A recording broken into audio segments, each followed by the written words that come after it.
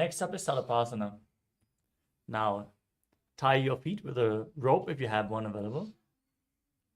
As you stand, heels together, arms close to your body. Visualize your Kundalini Devi is rising and curling upwards around your body. As you breathe calmly through your nose in Sahadra Kumbhaka. अथ सर्पासनं वक्ष्ये वायुपाणाय केवलं शरीरं दण्डवत् तिष्ठेत् रज्जुबन्धस्तु पादयोः. The next asana is Ushtra Sadhanasana. As you stand on the mat, lean forward and down and hold the front of the feet with your hands. Step onto your fingers and walk around on the mat, visualizing yourself as a camel. मुष्टिकनिष्ठिका प्रदेशेन भूमौ निधाय उपरि पादतले संस्थाप्य. The next asana is Ashvasana. From the same posture, bend forward and down, holding onto your feet. Hold the toes from the side this time and walk around on the mat, visualizing yourself as a horse.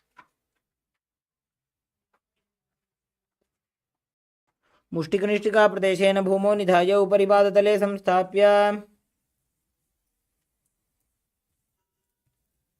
Next up is Kapota Nitakasana.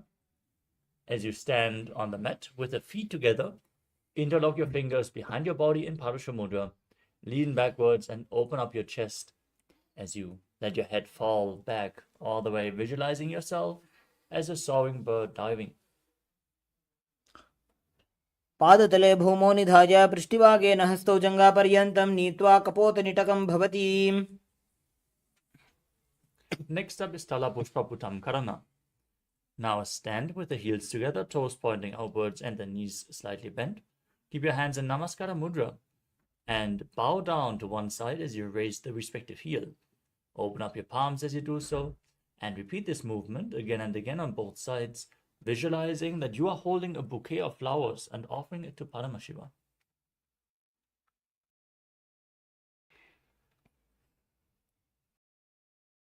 The next asana is Khadgasana. Now visualize yourself as a rhinoceros and gaze to the tip of your nose. Then lay down on your stomach and jump your feet towards your hands, standing back up, joining your hands in Namaskara Mudra in front, symbolizing the horn of the rhinoceros. आसनं कृत्वा पादतलाभ्यां भूमिं धृत्वा. Next up is the Uttanottanam. Hold weights if you want to intensify this asana as you sit down all the way to the ground and stand back up again and again. Gaze to your nose and visualize Swamiji in your inner space. पुनः पुनः उत्थातव्यम् असितव्यम् इति उत्थानोत्थानं भवति. Next up is Musalasana. Now raise your hands up above your head and jump repeatedly, visualizing yourself as a mace.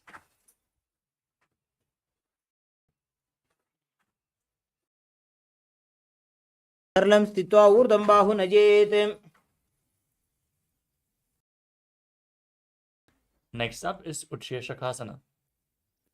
Now pull one foot towards your chest with both hands as you sit down and stand back up. Repeat the movement on both sides as you gaze to your nose and visualize Swamiji in your inner space. एकैकं पादतलं कुक्षौ निधाय तिष्ठेत् उच्छिर्षकं भवति. Next up is the Parshva Janukarana.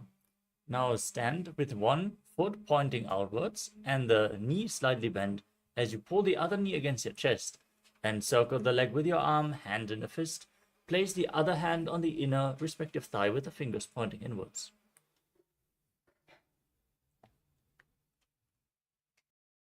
The next asana is Dandavasana.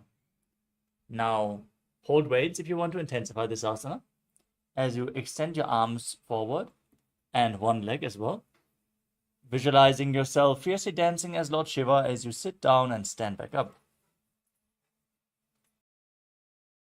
एकेन पादेन स्थातव्यं ताण्डवासनं भवति. Next up is Brahmanasana.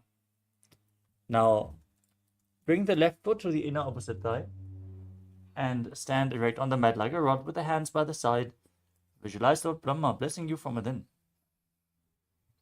ब्राह्मणासनमावक्ष्ये यत्कृत्वा ब्राह्मणो भवेत्. Next up is Garudasana 3.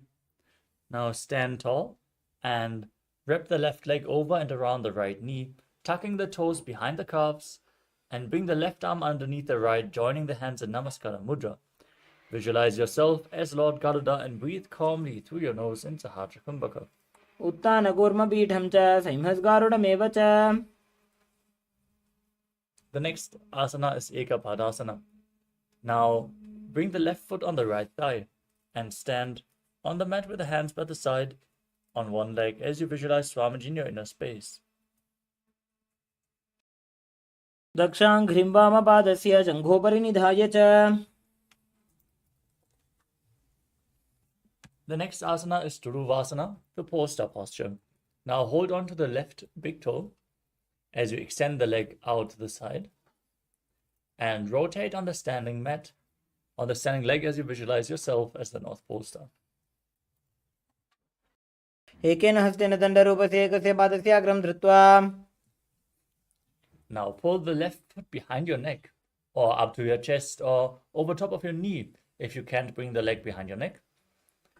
And visualize Lord Vishnu within as you perform the 3 steps of Vishnu, standing up, sitting down, and standing back up in Trivikramasana.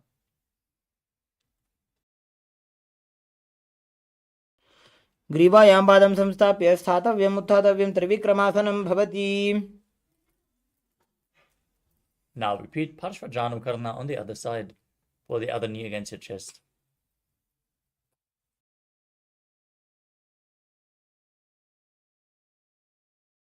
Now visualize yourself fiercely dancing as Lord Shiva as you repeat Tandavasana on the other side.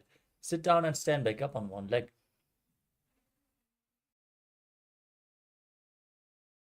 एकेन पादेन स्थातव्यं ताण्डवासनं भवति.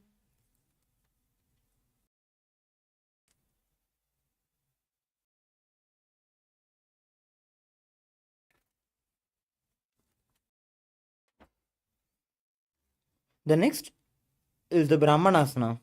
Now, placing your right foot on the inner left thigh, stand erect on the mat like a rod. Keep your hands by the sides. Visualize yourself being blessed by Lord Brahma. Brahmanasanamavakshye yatkritva brahmano bhavet. The next is the Garudasana. Maintaining the same posture. Wrap your right leg over and around the left knee.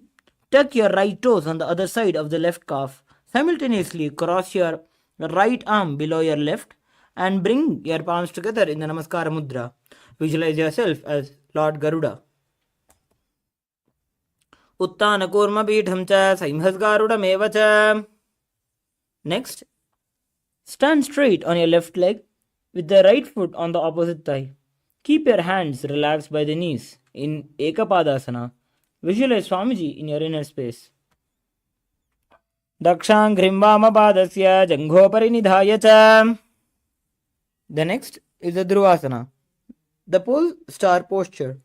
Now, standing on your left leg, hold the big toe of your right foot with the Prana Mudra and rotate your body quickly on the standing leg.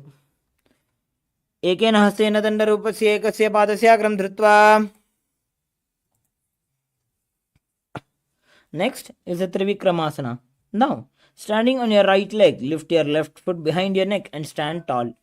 Alternate sitting and standing. Visualize Bhagavan Mahavishnu in your inner space. ग्रीवायां पादं संस्थाप्य स्थातव्यम् उत्थातव्यं त्रिविक्रमासनं भवति. The next is the Samanakha Karna.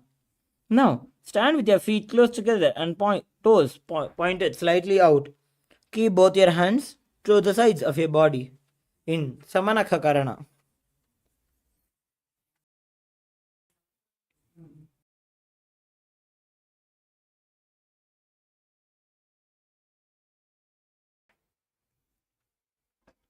The next will be entering into the Gorakhanjali Asana.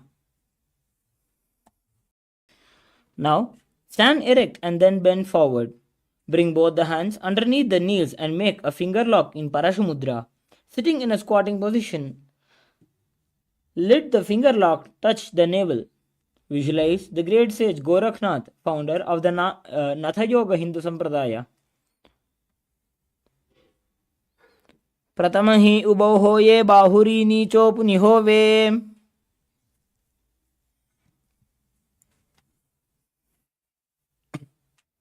Next, we will be performing the Kanchyasana.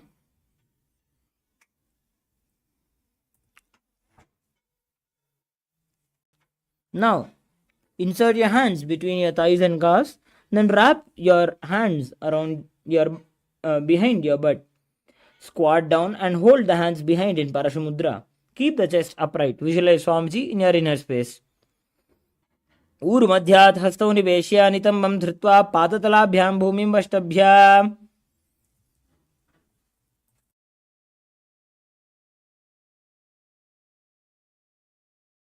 Next, we will be performing the Bhairuvasana.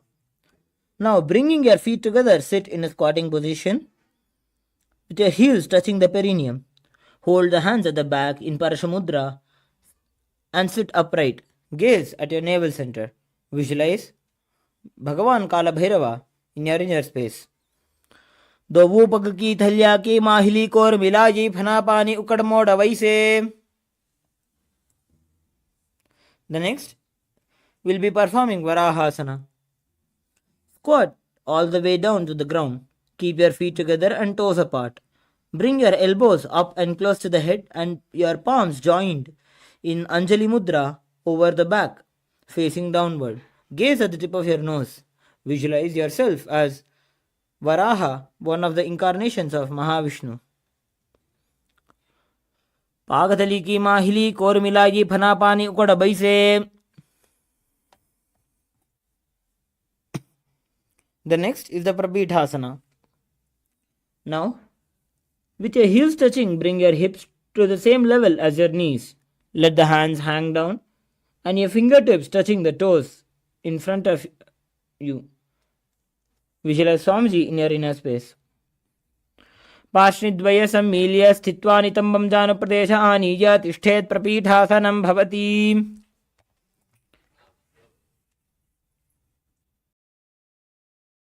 The next, we'll be performing Bakasana. Visualizing yourself as a crow, place your hands on the mat with the fingers wide. Place your knees at the back of the arms, eyes down and eyes looking forward and down. हस्ताभ्याम अवनिमभष्टभ्य जानुद्वयं नाभौ सम्मील्य. Next, we'll be performing the Sushtanga Kapalyasana. Kneeling down with the head on the ground. Spread your palms for support. Raise the body on your head and fold your legs into the Padmasana. Visualize Swamiji in your inner space. Asana Goguna Kapala Atho Hoyi. Next, we'll be performing Guptasana. Now, keeping your toes flat touching the opposite feet, sit down between the feet. Let the heels come outside the hips. Place your hands on the knees and sit straight. And gaze at the tip of your nose. Visualize you sitting in a secret seat with Paramashiva. Janur vorantare padau krutva padau cha gopajet.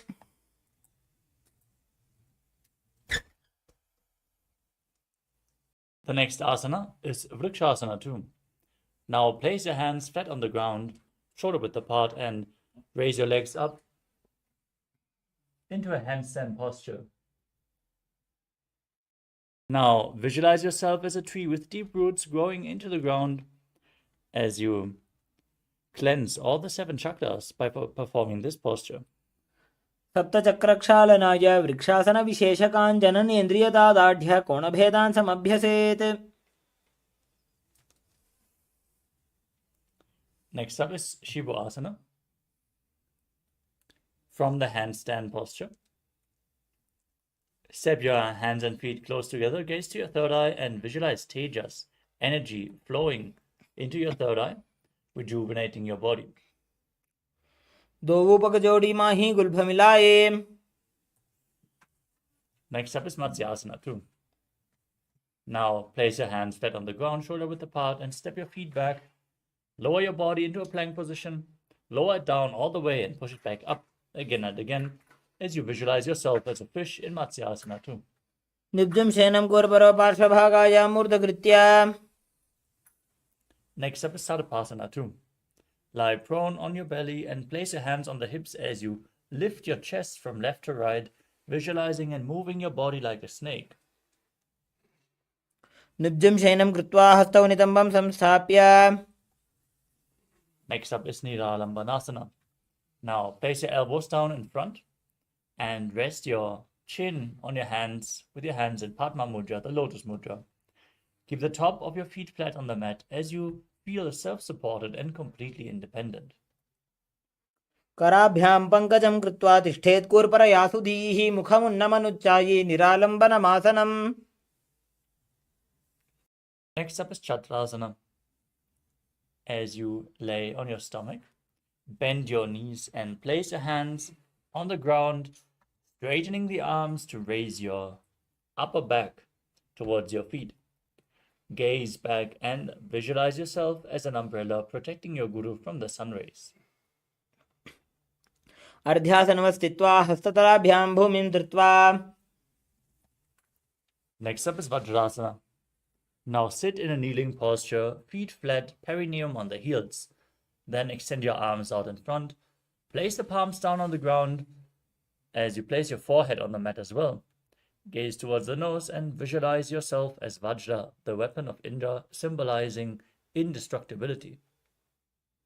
Idanim Garbhininam Yogabhyaso Yatha Lagho Sukha Prasavalabhaya Prochate Praktane Pathi. The next asana is Meshasana.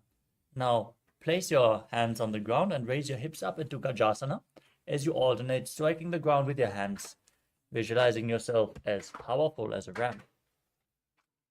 Gajasana Samsito Ekaikam Bahum Bhumo Tadayet.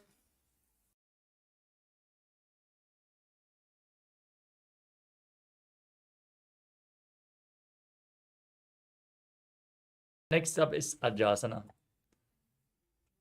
With your hands on the ground, raise your legs up into a handstand and then slowly lower your body down towards the mat as you visualize yourself as unborn, existing for all eternity in Ajasana. Gajasana Samsito Padadvayamantaraade Kritya Mastakena Bhumim Sprishet. Next up is Dhanantarasana. As you sit on your heels in a kneeling posture, keep your legs together and hold on to the big toes, pulling them close towards your perineum as you then place your hands on your thighs. Gaze to the nose and visualize Swamiji in your inner space as you breathe in Ujjayi Pranayama. Purava Vidhi Parihata Ki Kakasisyo Phana Sharamodi. Next up is the Angamottanam. Now, interlock your fingers in front and move your hands from left to right, up and down in all directions, giving massage to various different joints and muscles of your body. Then repeating the movement behind your back as well. Visualize Swamiji in your inner space as you perform the Mula Bandha. Hastayoho Angulir Badva Hastayor Madhyat Sarvamangam Nishkasayitva. Next up is Garudasana form. Sit on your heels in Vajrasana and turn your feet outwards so the toes are pointing to the sides. Keep your hands on the knees and visualize yourself as Lord Garuda flying Lord Vishnu and Lakshmi on his back in Garudasana form. Jangorubhyam Dharam Pidya Sthirakayo Dvijanuna Janu Parikaradvandva Garudasana Muchyate. Next up is Ananda Mandirasana. As you sit with your legs folded back, the toes pointing backwards, with your knees opened wide, hold onto your ankles, pull your feet up as you place the front of your buttocks on the mat. Gaze to your third eye and visualize yourself residing in the blissful space of a temple. Atha Bhakshe Veeranath Anandamandirāsanam Yadkrutva Amaro Dhiro Bhavatyeveha Sadhakaha.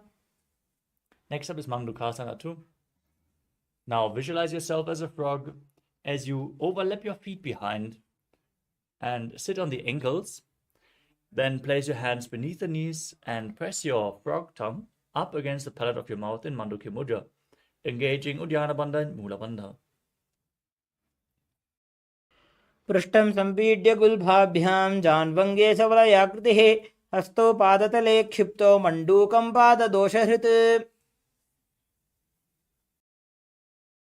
Next up is Narasimhasana. Now tuck your toes and sit on the raised heels. Keep your knees open wide and place your hands on the ground in front of you with the fingers spread, thumbs touching. Stick out your tongue, gaze to your nose, exhale forcefully again and again as you visualize Narasimha, the lion man avatar of Lord Vishnu. दोवो फणा पाणी होए वैसे AD Mailer गुदानी वैसे समशरीरनी काट हरावे NASA अग्रदृष्टि को ल्यावे.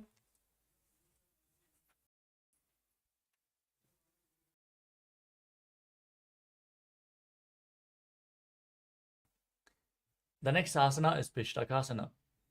Maintain the posture, sitting on the raised heels with the toes tucked.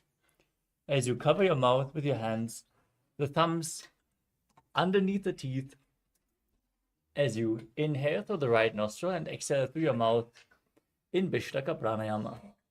Gaze to the tip of the nose and visualize yourself as Devi, victorious over all your fears.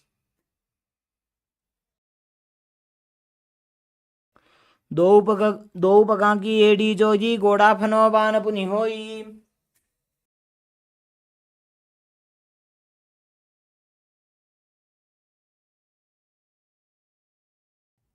The next asana is Makadasana. Now keep the soles of the feet together and the top of the feet on the ground, sitting on the heels with your knees open wide. Then raise your elbows and bend them to bring your fingers towards your armpits. Imitate as if you are a monkey scratching itself, visualizing yourself as a playful monkey. Gaze to your third eye. Perform the Mula Bandha in Makadasana. दोवो पगतले संबुट आने तिनके पिष्टि भूमि परिठाने. Next up is Vajra Sangharasana. With your toes tucked, the soles of the feet together, raise your knees off the ground and open them wide as you hold on to opposite elbows behind your back. Gaze towards the tip of your nose and embody diamond-like strength for yourself and your Sangha, your spiritual community. प्रथम पणा पाणी होए वैसे दोवो AD गुदानी वैसे. Next up is Kanjanasana. Now, keep your toes down, ankles crossed behind, and sit on your heels. Place your palms on the mat at the sides. Gaze to your nose and visualize perfect health beyond any and all physical or mental ailments as you engage Uddiyana Bandha, the stomach lock, and Mula Bandha, the root lock, in Kanjanasana.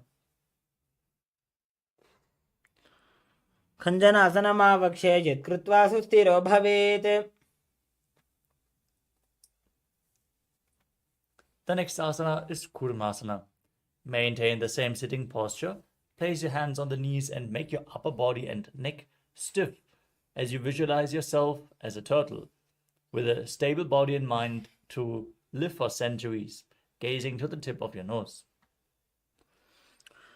गुल्फौ च वृषणस्याधो व्युत्क्रमेण समाहितौ ऋजुकाय शिरो ग्रीवं कूर्मासनमितीरितम्. The next asana is Yogasana. Maintain the same posture. Relax your upper body. Now gaze to the nose and visualize Swamiji in your inner space. गुदं नियम्य गुल्फाभ्यां व्युत्क्रमेण समाहितः योगासनं भवेदेतदिति योगविदो विदुः. Next up is Vijyogasana. Now stand on your knees and cross your ankles behind, placing your feet near opposite knees.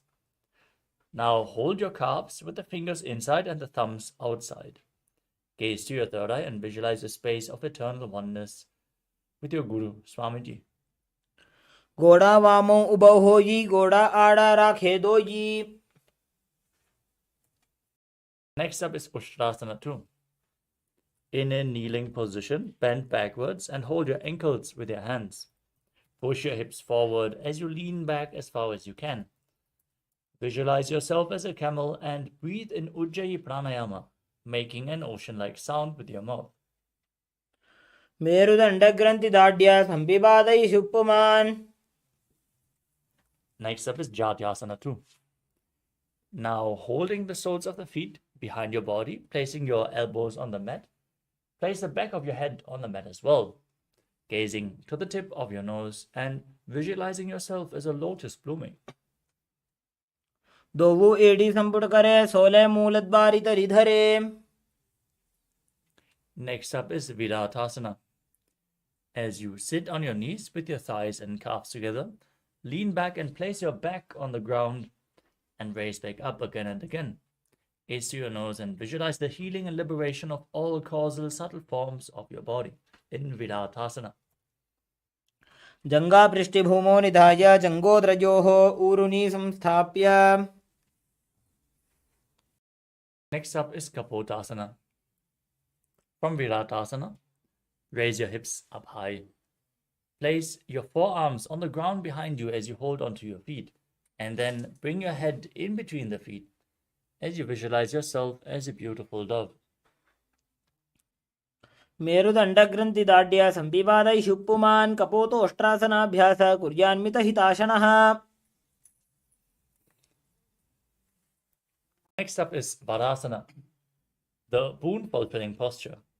Now sit on your knees and raise your body up, tucking your toes. As you hold on to your opposite arms with your hands, gaze to the tip of the nose, visualize Paramashiva, and internally chant the Mahavakya, Om Nithyananda Paramashivoham. Receive your boon from Paramashiva in Varasana. जानुनी भूमौ संस्थाप्य हस्ताभ्यां बाहु परस्परं धृत्वा. Next up is Varahasana. With your toes tucked, sit on the heels with your perineum. Place your forearms on the ground in front and rest your head on your hands. Now, visualize yourself as Varaha, the boar avatar of Lord Vishnu. सूर्यं चन्द्रं भेदनानि आसनानि निकथ्यते. Next up is Mundasana. From the kneeling posture, place your forearms on the ground, shoulder width apart. Interlock your fingers. Place your head on the ground, supporting it with your hands as you raise your hips. Walk your feet forward and then lift your legs up to enter a headstand posture. You can lean against a wall or ask a partner to assist you. In performing this asana, as you gaze to your nose, breathe calmly through your nose and visualize yourself as a lopped tree. अधो मुण्डासनं वक्षे सर्वेषां प्राणिनां सुखम्. Now lower your body down and come to a kneeling position, placing your head in between the knees. As you hold your head with both hands, bringing the elbows outside the knees. Inhale through your nose and exhale through your mouth as you gaze to your nose and visualize Swamiji in Andhasana. प्रथम भगतले समटहरावे कोरमाहिली उभे मिलावे. Next up is Viparita Shalabhasana. As you lay on your belly, extend your arms straight forward. Hold weights if you want to intensify this asana. As you raise your legs and your entire upper body and your arms off the mat, visualizing yourself as a locust. सलभासन भेदाश्च नटभेरुण्ड नामके गण्डभेरुण्ड सहिते शीर्षदण्डासनं तथा. The next asana is Kapalasana. Now place your forehead on the mat and keep your hands next to the hips, palms facing down. As you raise your legs up together, visualize a skull representing the mind with purified thoughts and the strong will to attain enlightenment. In Kapalasana, the skull posture.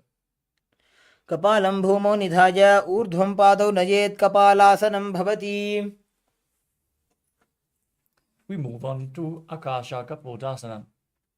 Now keep your hands on the mat and push your hips and legs up, bringing your feet in front of the face, touching the ground in front of your head if you can, as you visualize yourself as a free and open dove. उष्ट्रासने स्थित्वा चरणौ भूमेरुत्थाप्य मस्तकोपरि नीत्वा.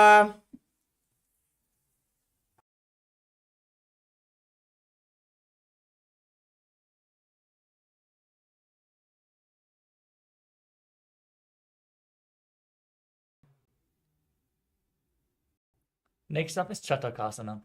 In a kneeling posture, place your forearms on the ground and rest your navel on your knees. As you enter a sturdy posture, visualize yourself as a sparrow.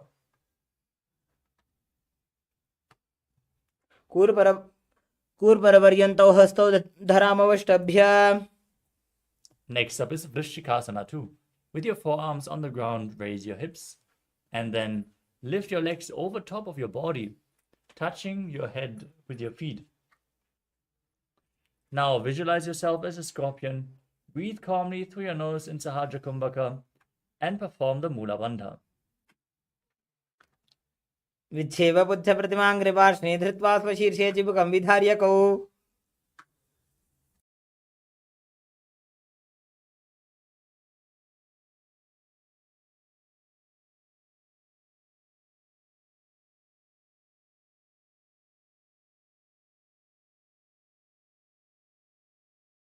The next asana is Vrishasana. Now sit down on the right heel with the right foot flat and bring the left foot outside the hip. Keep your hands in front of the knees. As you visualize yourself as a bull, gaze outwards without focusing on any external objects in Vaishnavi Mudra, and inhale forcefully through your nose, hold the breath, and slowly exhale again through the nose in Antarangaka Kumbhaka, performing Vrishasana. यामे गुल्फे पादमूले वामभागे पदेतरं विपरीतं स्पृशेत् भूमिं वृषासनमिदं भवेत्. Next up is Urasana.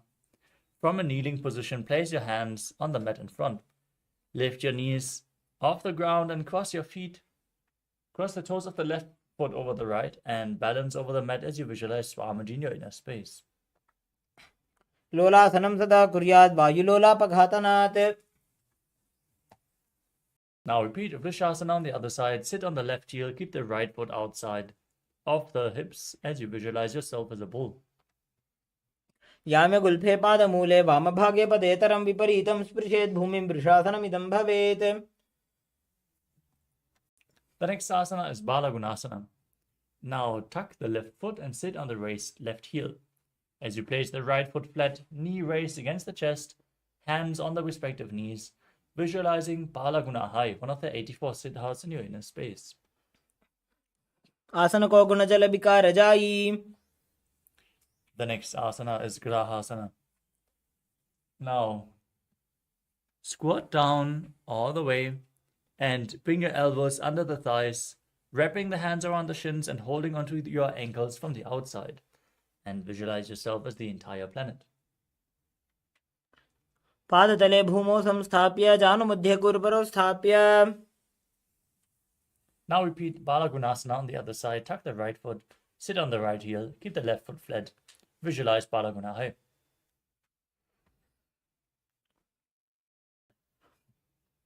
आसन को गुणजल विकार जाई. We move on to Utkatasana. You can hold weights if you want to intensify this asana. As you keep your toes tucked and sit on raised heels with your knees together, the hands placed on top of the knees. Visualize Swamiji in your inner space as you keep gazing outwards without focusing on anything outside in Vaishnavi Mudra. युजास्पिजोऽस्ति यत ऊर्वजानो यत्रासने पादतलद्वयोपरि. Next up is Vajrasangarasana 2. The toes tucked, soles of the feet together, open your knees wide and hold on to your elbows behind the back. Visualize Swamiji in your inner space. Keep breathing in Antarangaka Kumbhaka.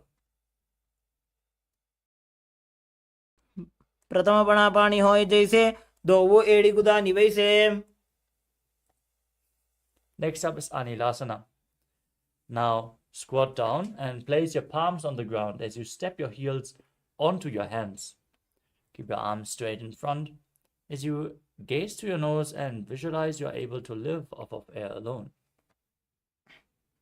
दो हाथ भूमि पर उठाने कहुनी जाड़ी ना भी लगाने. The next asana is Padukasana. Now, place the back of your hands on the mat in front of the feet with the fingers pointing towards your feet. Then step your feet onto your hands and wrap your hands around the feet like a shoe. walking around on the mat as you visualize yourself wearing padukas, walking across India. हस्ततलयोः पादतले कृत्वा तिष्ठेत् गच्छेत् पादुकासनं भवति. Next up is Kukkutoddanasana. As you place your palms on the mat, shoulder width apart, jump your legs up and let them fall back down again and again, visualizing yourself as a rooster. हस्ततले भूमौ कृत्वा पादतले च ऊर्ध्वमुड्डानं कृत्वा. Next up is Viparita Nrityasana. With your hands flat on the ground, raise your legs up into a handstand and dance around on two hands. Visualize, feel yourself become free of all inhibitions. हस्ततलाभ्यां भूमिं वष्टभ्य ऊर्ध्वपादाग्रे कुर्वन्. Next up is Kunjarasana. Now, separate your feet and place one palm down on the mat, keeping the arm straight as you place the other hand to your head. Now, visualize Swamiji in your inner space and breathe calmly through your nose in Sahasrara Kumbhaka, slowly and deeply. अथ पक्षे महादेव कुञ्जरासनम् उत्तमम्. Now place the other hand on the ground. Exchange the position of your hands as you repeat Kunjarasana. अथ पक्षे महादेव कुञ्जरासनम् उत्तमम्. The next asana is Kadambasana. Now sit on the ground with your feet flat and the heels close to your body. Hold respective ankles and lift your feet off the ground as you visualize yourself as a Kadamba tree, a pious tree that promotes a long life. पार्श्वेभ्यां भूमिं वष्टभ्य हस्तद्वयेन गुल्फौ धृत्वा. Next up is Pavana Muktasana. Keeping your feet flat on the mat, hold onto opposite knees and pull them against your chest. As you visualize any excess vata being released from or balanced within your system, perform the Mula Bandha. द्वयोस्तु पादयोः पाणिं लात्वा स्वस्वनितम्बके जानुनी वक्षसि सादुर्बभ्रतीकरबन्धनैः. Next up is Chakorasana. As you sit and lift one leg behind your head, you can lift it against your chest or over top of the knee if you can't bring it behind your head. As you then place both hands on the ground and lift your entire body up, gazing up towards your third eye and visualizing yourself as a powerful source of energy. पूर्वतानं चतुष्पादपीठं वज्रासनं तथा. Next up is Dhanurasana too. With one leg extended forward, holding on to both the big toes in Prana Mudra with the respective hand, pull the other foot against your ear, visualizing yourself as a bow. पादाङ्गुष्ठौ तु पाणिभ्यां गृहीत्वा श्रवणावधि.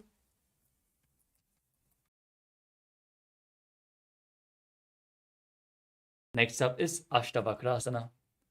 Now, bring the left foot over top of the left shoulder and hook the right foot over the left foot. Extend both legs to the side with the arms on the ground, leaning forward, balancing on your arms and visualizing yourself as a flying crane.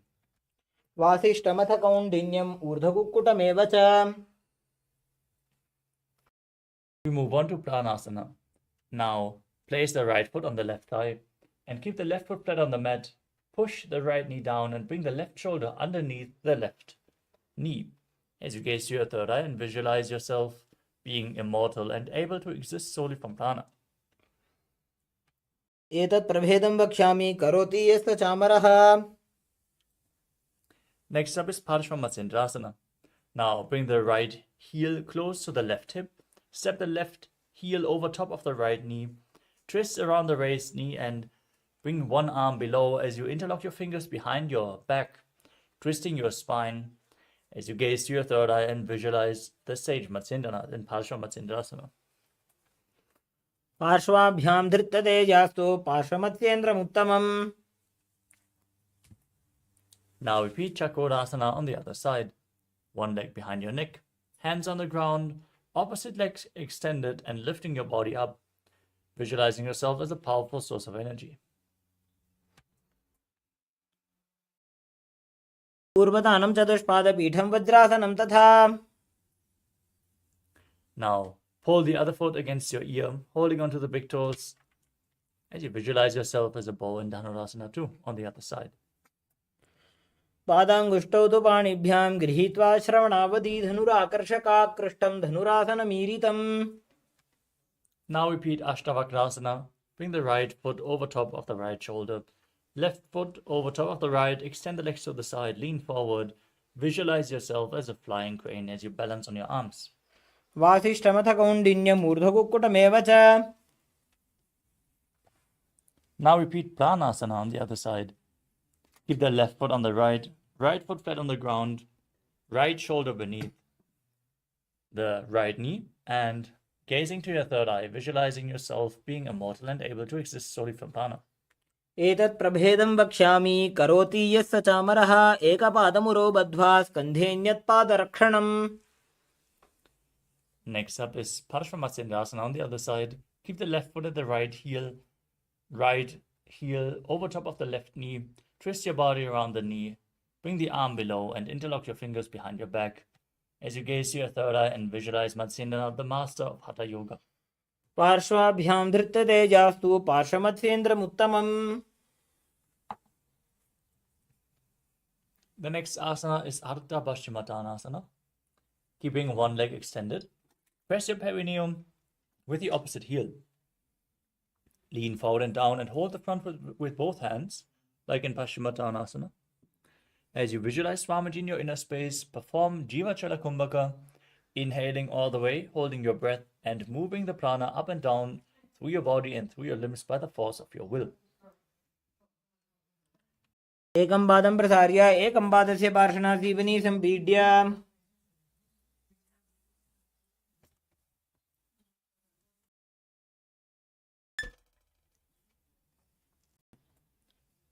Next up is Clownshasana. Now keep the left foot outside the hip. Keep the top of the foot on the mat as you hold onto the right foot with both hands and extend the right leg up, keeping the foot in front of your face with the knees straight as you visualize yourself as a crane. वासिष्ठमथ कौण्डिन्यम् ऊर्ध्वकुक्कुटमेव च अष्टावक्रमथोत्थानं मयूरं सेतुबन्धनम्.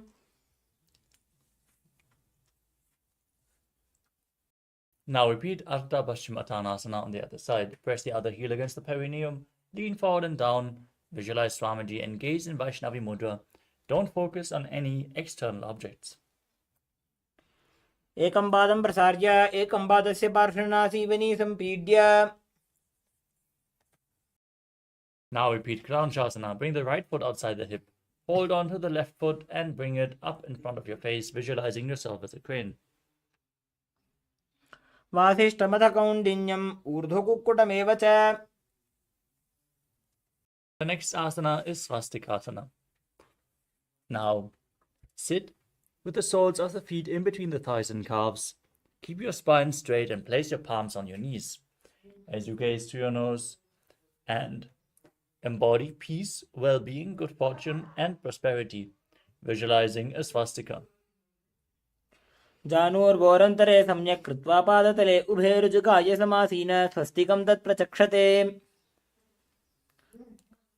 Keep your eyes open wide, gaze inside as you cover your heels with your hands, tuck your chin to the chest in Jalandhara Bandha, and gaze to your nose, visualizing the great sage Goraknath, founder of the Natha Yoga Hindu Sampradaya, in Gorakshasana. जानोर्वोरन्तरे पादौ उत्तानो व्यक्तसंस्थितौ गुल्फौ छाच्छाद्य हस्ताभ्याम् उत्तानाभ्यां प्रयत्नतः. Next up is Bhagasana 2. Now, press the left heel against the perineum and place the right foot on top of the left thigh. As you gaze up towards your third eye, visualize Swamiji and meditate on Arihanta, the enlightened one. As you inhale all the way and then place the ring fingers over top of the mouth, the little fingers below the mouth, the middle fingers closing your nostrils, the index fingers your eyes, and the thumbs closing your ears. वामपार्श्वमुकुतं संस्थाप्य दक्षाङ्घ्रिवामजगने. Next up is Yogasana 2. Now place your feet onto opposite knees as you keep your hands next to the body on the ground with the palms facing up. Gaze to the tip of your nose and visualize Swamiji as you perform Kakachantra Kumbhaka. Roll up your tongue, stick out your tongue, and exhale through the rolled up tongue, cooling down your body in Yogasana too. उत्तानौ चरणौ कृत्वा संस्थाप्योपरि जानुनोः. Next up is Urdhva Kukkutasana. Now rotate your hands at the side of your body, place the palms down, and sit in Padmasana as you lift your entire body off the mat. Balance on your arms and visualize yourself as a rooster. वासिष्ठमथ कौण्डिन्यम् ऊर्ध्वकुक्कुटमेव च. The next asana is Siddha Haratali Asana. As you maintain Padmasana, the lotus posture, with your feet on top of opposite thighs, bring your hands in between the legs. Place both the hands flat on the mat with the fingers spread, but stay seated on the mat. Don't lift yourself up. Open your eyes wide, unblinking, gazing within in Shambhavi Mudra as you focus your eyes on the tip of your nose. Visualize Swamiji in your inner space. Breathe in Kakachantra Kumbhaka and perform the Mula Bandha as you internally chant the Mahavakya Om Nithyananda Paramashivoham in Siddha Haratali Asana.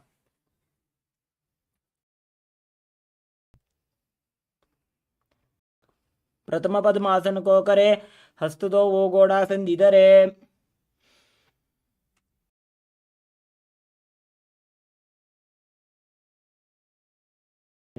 Now push your hands into the mat and lift your body up in Padmasana as you perform Hamsasana, gazing to the tip of your nose and visualizing yourself as an elegant swan. Kukkutasana स्थित्वा स्कन्धपर्यन्तम् ऊरूनि नीत्वा. Next up is Karmukasana. From Padmasana, bring your hands in between the legs and push your hands behind your back as you place your forehead on the ground. Interlock your fingers behind, keeping them on the mat as you visualize yourself as Pinaka, Lord Shiva's bow. प्रथम पद्मासन को करे, गोड़ासन धीमाहि करि धरे.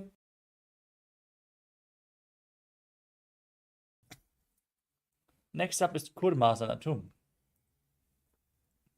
From Padmasana, bring your hands in between the legs and then bend your elbows. Bring your hands up towards the shoulders and hold on to the respective shoulders as you visualize yourself as a turtle with a stable body and mind to live for hundreds of years in Kurmasana too. By जंग पर दक्षिण पावा, दाई जंग परि by ल्यावा.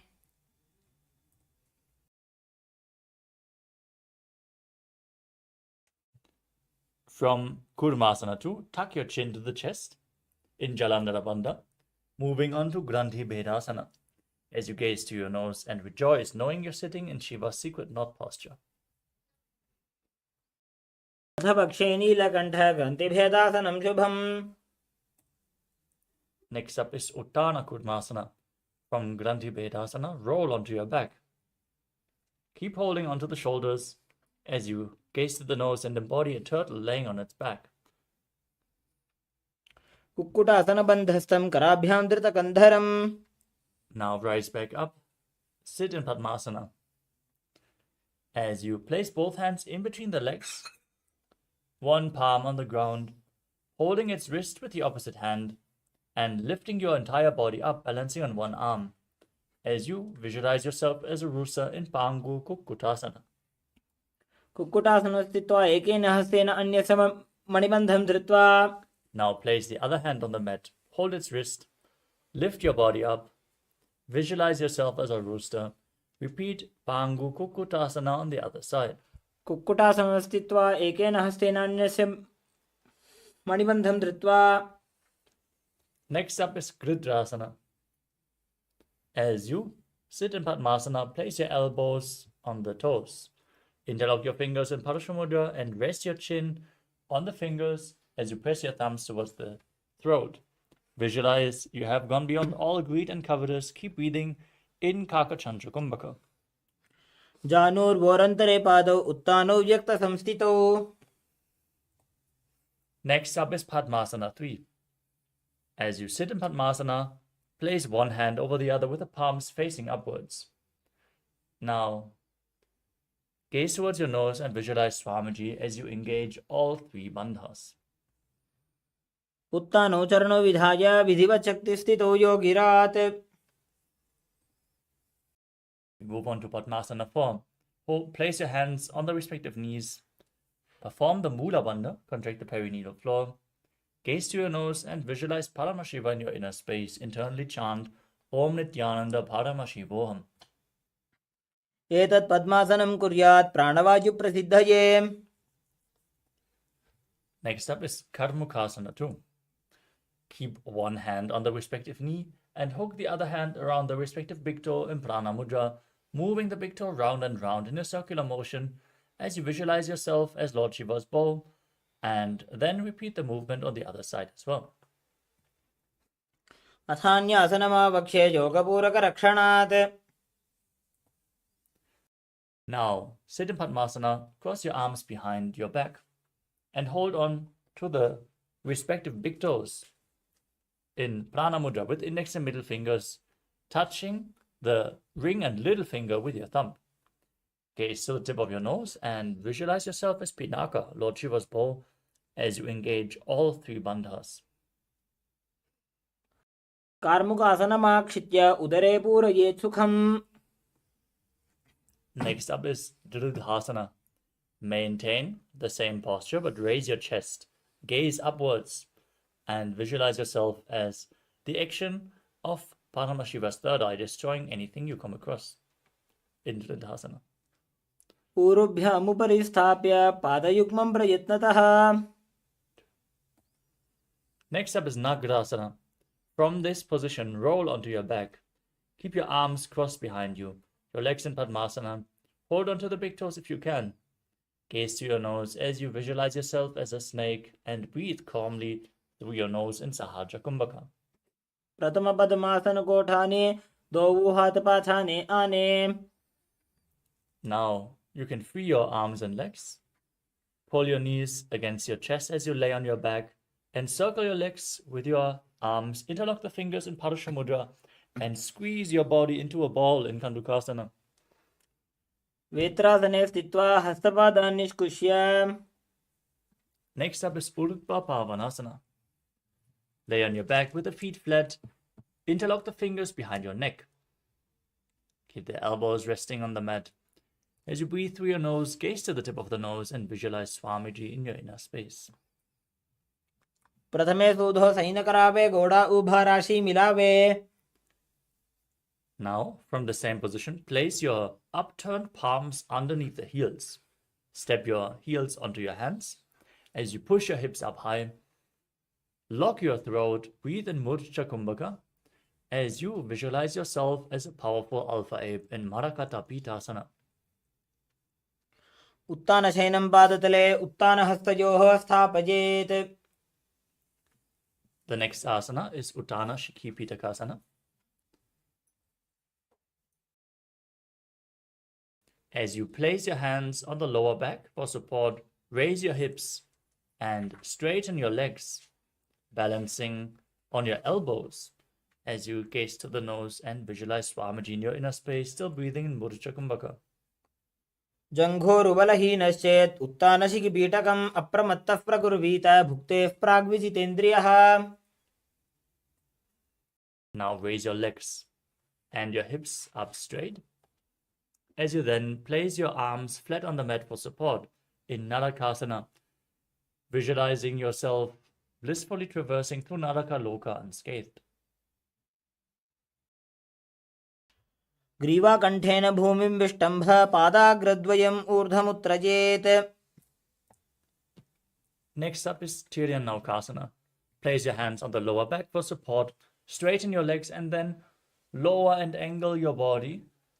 Lower and angle your legs. Engage your core intensely as you visualize yourself as a boat crossing the ocean of samsara in Tiryannaukasana. नौकावत् स्थित्वा ऊर्ध्वं पादाग्रद्वयं नयेत्. Now place your arms back on the mat. Straighten your legs like a flagpole as you visualize yourself as the Kailasa flag, respected across all nations in Dvajasana. तिर्यन्नौकावते ग्रीवापृष्ठकोर्परैः भूमिं वष्टभ्य. Now lower your entire body down to the mat. Keep your hands by the side of the hips, palms facing up. Perform Shakti Chalan Mudra. Pull the Kundalini Shakti awakened by this yoga practice from the root center all the way to the crown, from Muladhara to Sahasrara. Relax, unclutch from any micro movements of the body and mind. Don't move externally or internally. As you visualize that your body is dead, and Swamiji, the Supreme Pontiff of Hinduism, is liberating you. Internally chant Om Nithyananda Paramashivoham Imritasana. उत्तानं शववद्भूमौ शयनं तुषवासनं शवासनं श्रमहरं चित्तविश्रान्तिकारणम्.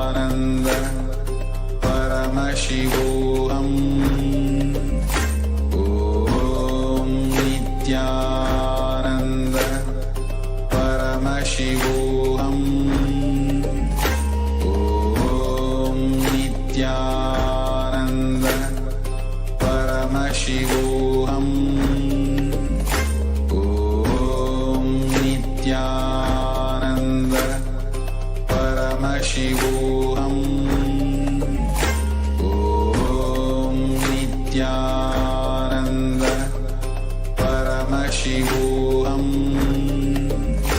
Om Nithyananda Paramashivoham. Om Nithyananda Paramashivoham. Om Nithyananda Paramashivoham. Om Nithyananda Paramashivoham.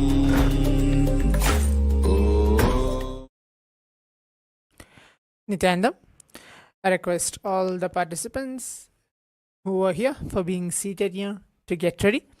As in a few months, we're going to begin with the power manifestation session. Manifesting the powers of Paramashiva. Please get ready. Please bring your eye bands, pen and paper, and please be seated. Make sure you're keeping your cameras turned on. As we're entering to today's day 9th of the Paramashivoham season 4, blessed by Swamiji himself, we're going to be manifesting the power of third eye awakening, the first power.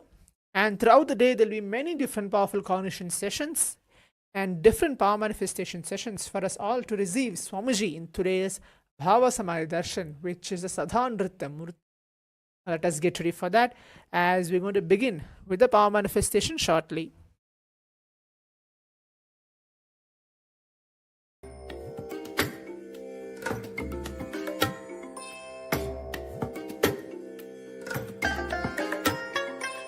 I bless you all. Let you all open all your three eyes and manifest the powers of Sadashiva. Om Nithyananda Paramashivoham. Om Nithyananda Paramashivoham. Om Nithyananda Paramashivoham. Om Nithyananda Paramashivoham. Om Nithyananda Paramashivoham. Om Nithyananda Paramashivoham. Om Nithyananda Paramashivoham. Om Nithyananda Paramashivoham. Om Nithyananda Paramashivoham. Om Nithyananda Paramashivoham. Om Nithyananda Paramashivoham.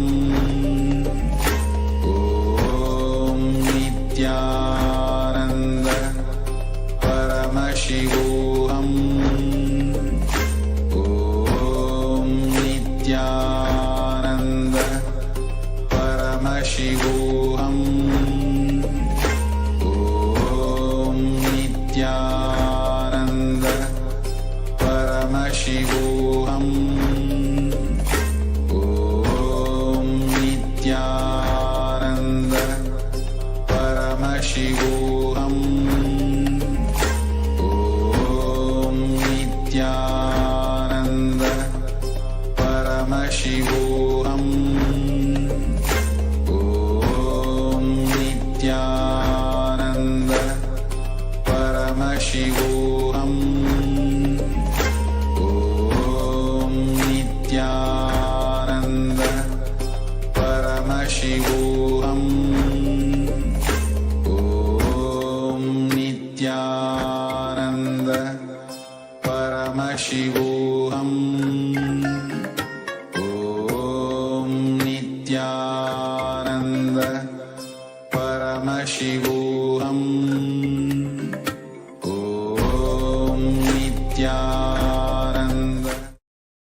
Nithyananda.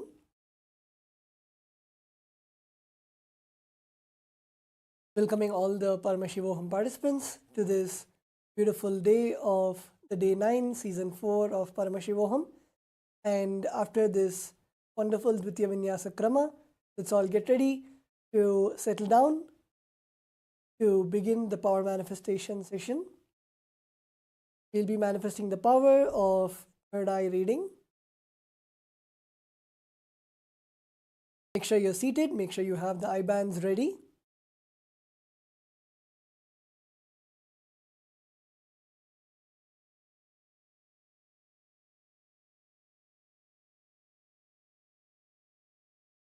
You can also have a piece of paper and a pen ready for you to write down whatever was manifested in your third eye. Let's get ready to begin the power manifestation. I request all the participants to please tie your eyes. Please sit down comfortably, either in Vajrasana, Sukhasana or Padmasana. Sit with your head, neck and spine in a straight line. We will now be beginning the first round of the power of third eye reading. A picture will now be projected to all of you. Intensely visualize Swamiji in your third eye. And the Mahavakya, Om Nithyananda Paramashivoham. And request Swamiji for revealing whatever is shown to you. Let's now begin the manifestation.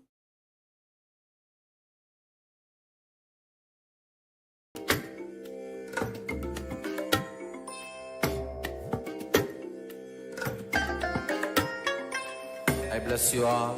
Let you all open all your three eyes and manifest the powers of Sadashiva. Om Nithyananda Paramashivoham.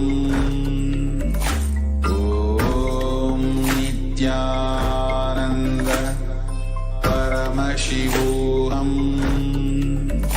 Om Nithyananda Paramashivoham. Om Nithyananda Paramashivoham. Om Nithyananda Paramashivoham. Om Nithyananda Paramashivoham. Om Nithyananda Paramashivoham. Om Nithyananda Paramashivoham. Om Nithyananda Paramashivoham. Om Nithyananda Paramashivoham. Om Nithyananda Paramashivoham. Om Nithyananda Paramashivoham. Om Nithyananda Paramashivoham. Om Nithyananda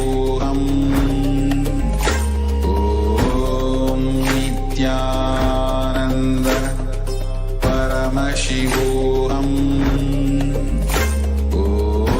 Om Nithyananda Paramashivoham. Om Nithyananda Paramashivoham. Om Nithyananda Paramashivoham. Om Nithyananda Paramashivoham. Om Nithyananda Paramashivoham.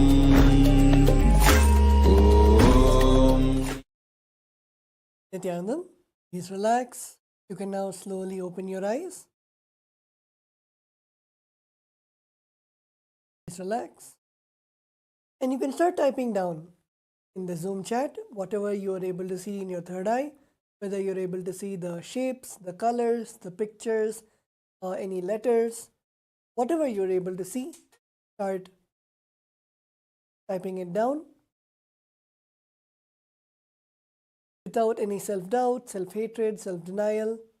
Exactly whatever Bhagavan, whatever Swamiji has shown to you through your third eye, start typing it down. Yes, Zach is saying blue light.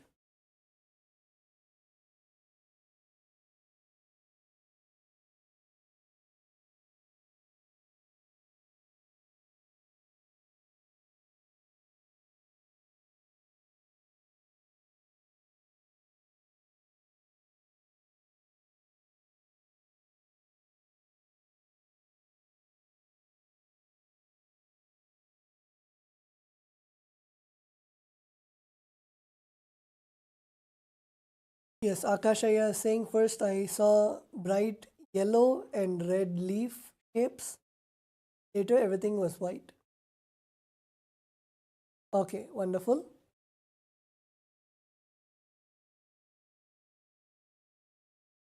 Okay, wonderful.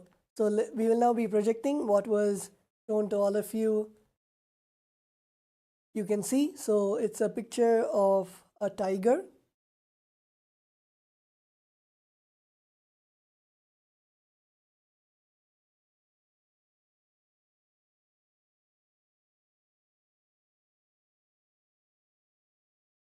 So we can see that, yes, like how Akashaya said, leaf shapes are there. So you can see the tiger. You're able to see the tiger or the colors of green, black, white, orange. It's wonderful. So we'll now be beginning the round 2 of the manifestation. We have another beautiful round. So whether you manifested or did not manifest, have each round as one new experience that you are having with Paramashiva. So don't have either the greed or the fear, and just allow Swamiji to flow through you. So let's all close our eyes.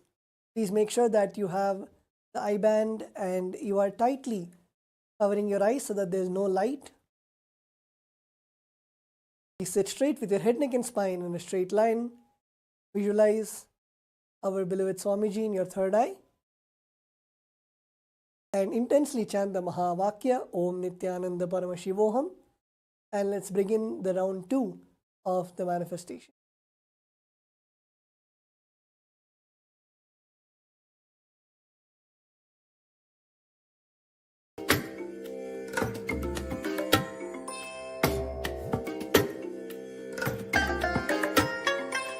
I bless you all.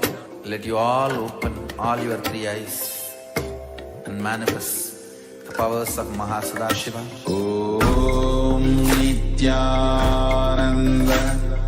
Paramashivoham. Om Nithyananda Paramashivoham. Om Nithyananda Paramashivoham. Om Nithyananda Paramashivoham. Om Nithyananda Paramashivoham. Om Nithyananda Paramashivoham. Nithyananda Paramashivoham. Om Nithyananda Paramashivoham. Om Nithyananda Paramashivoham. Paramashivoham. Om Nithyananda Paramashivoham. Om Nithyananda Paramashivoham. Om Nithyananda Paramashivoham. Om Nithyananda Paramashivoham. Om Nithyananda Paramashivoham. Om Nithyananda Paramashivoham. Om Nithyananda Paramashivoham. Om Nithyananda Paramashivoham. Om Nithyananda Paramashivoham. Om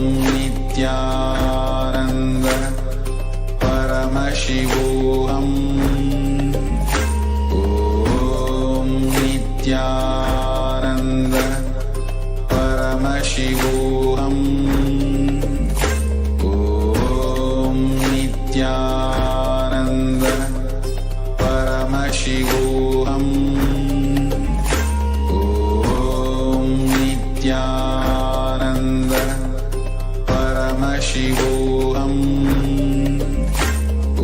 Om Nithyananda Paramashivoham. Om Nithyananda Paramashivoham. Om Nithyananda Paramashivoham. Om Nithyananda Paramashivoham. Om Nithyananda Paramashivoham. Om Nithyananda Paramashivoham. Om Nithyananda Paramashivoham. Om Nithyananda. Please relax, and you can now open your eyes.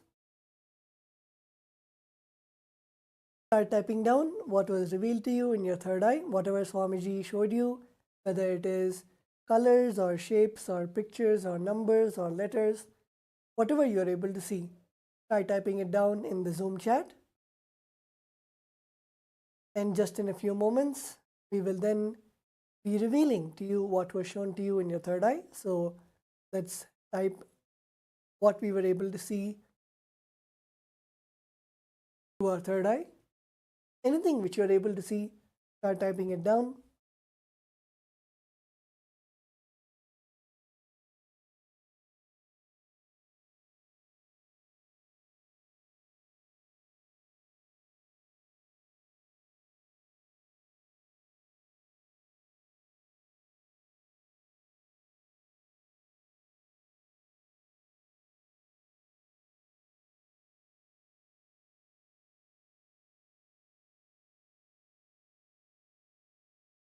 Okay, so we'll now be projecting to all of you the picture that was shown to everyone.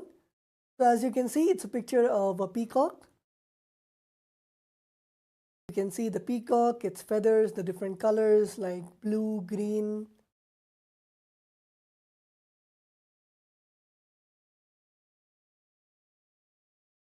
Wonderful. So with that, we will now be moving on to the next session. And before we move on to the next session, let's take a few moments to celebrate what we manifested today. You can take some time to go on social media and tag Swamiji in the social media accounts and request for blessings or share your experience of your manifestation today during the power manifestation session. And let's take a few moments to do that before we enter into the next session for today.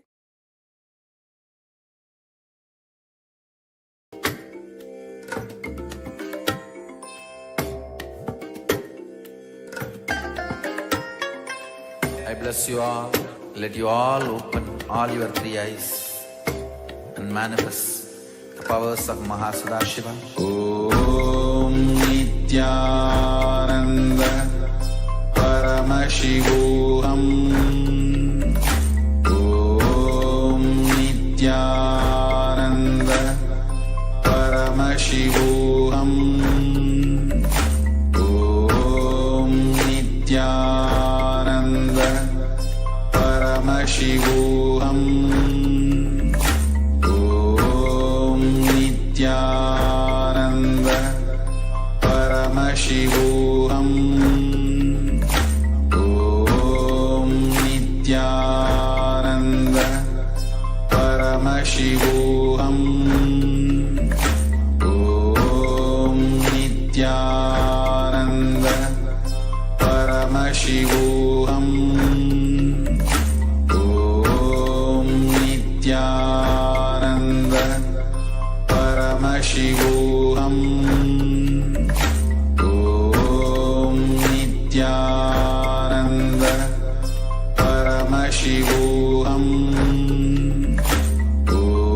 Om Nithyananda Paramashivoham. Om Nithyananda Paramashivoham. Om Nithyananda Paramashivoham.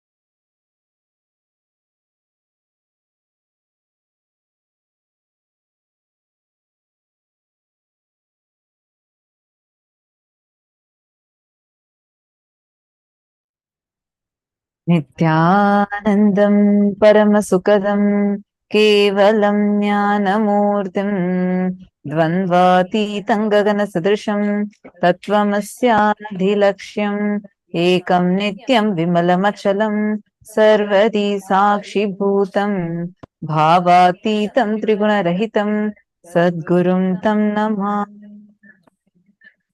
Nithyanandam, Nithyanandam, everyone. We welcome all the participants, every one of you, for this very, very special day today. Today, the whole day is all about harnessing the power of feeling connection, harnessing the power of experiencing feeling connection with ultimate, the Parama Advaita Anubhuti. So, we welcome every one of you for your day 11 of Paramashivoham.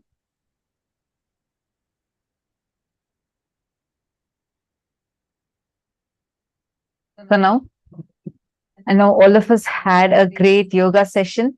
Did all of you enjoy the yoga session? And how was the power manifestation? Wonderful. Yesterday, we all had such an amazing revelation from Swamiji. And so many of you all have already watched the Interstellar movie, as Swamiji told in yesterday's session. If you have not yet watched it, make sure to go watch it before today's session starts, means today's Swamiji's darshan starts. All right. Let us now enter into what exactly are we going to be learning today. In today's program, you're going to be learning some of the very powerful cognitions, like the right attitude for prayer, and what is the Sadashiva Rahasya, the secrets, the cosmic secrets of how to have feeling connection, and what does real surrender mean? What is Bhakti, the ultimate ecstasy? It is going to be a real juicy day for us, because literally, I mean, you don't need to do any effort from your side. Just listening to today's sessions will raise you to such intense bliss. You'll see it as an experience, you'll experience it, and you will manifest the powers also out of this bliss. So let's all get started with our very first session of the day, where you're going to learn about experiencing Samadhi. And today, please make sure you're continuously interacting with us, sharing what your clicks are, what you're learning with us. And most importantly, if you have questions, please feel free to ask us and let us learn, have these breakthroughs together. We will now enter into the first session.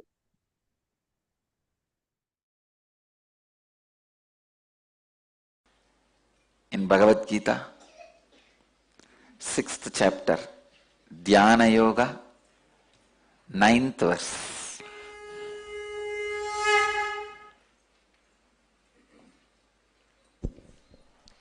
सुहृन्मित्रार्युदासीना मध्यस्तद्वेष्य बन्धुषु साधुष्वपि च पापेषु समबुद्धिर्विशिष्यते.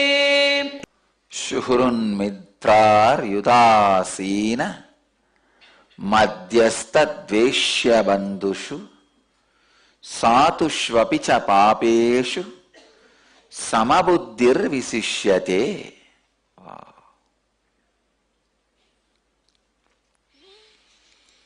The translation: the one who feels the same towards an affectionate person, a friend, an enemy, the indifferent, the neutral, the hateful one, the unfriendly, the noble one, or a sinner, is said to be established in a superior state.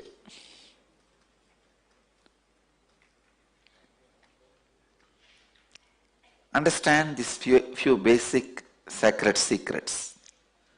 Meditation is not an action, it is a lifestyle. That is why in the chapter on meditation, Bhagavan is talking about all these things. You can never start meditating. You can only become meditative. Understand? There's a vast difference between starting the meditation or becoming meditative. Meditation is not a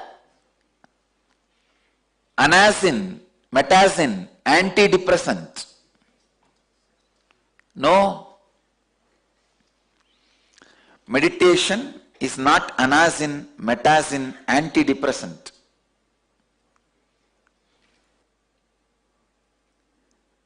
Please understand. Meditation cannot be just repairing something in you. It has to completely transform you. Everybody has the feeling to become Lord of the universe. You can become, if you make your unconscious into conscious and superconscious.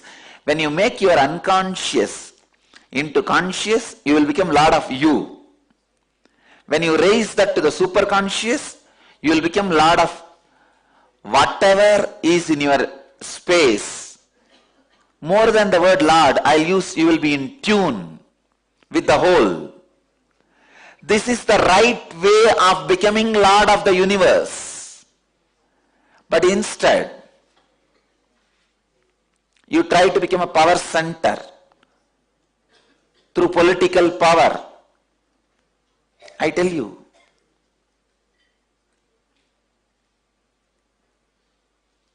even in the school, the class leader, it is nothing but political power. Why even in the school we can't survive without a leader? Why should somebody aspire to be a class leader? First time I resisted this political structure is when I was appointed as a class leader. When I was in the 7th standard, I still remember. The teacher, she was a Jain family teacher. Used to be a little tall. So usually that is the standard. The tall last bench, last row guys, they will be only made as leader.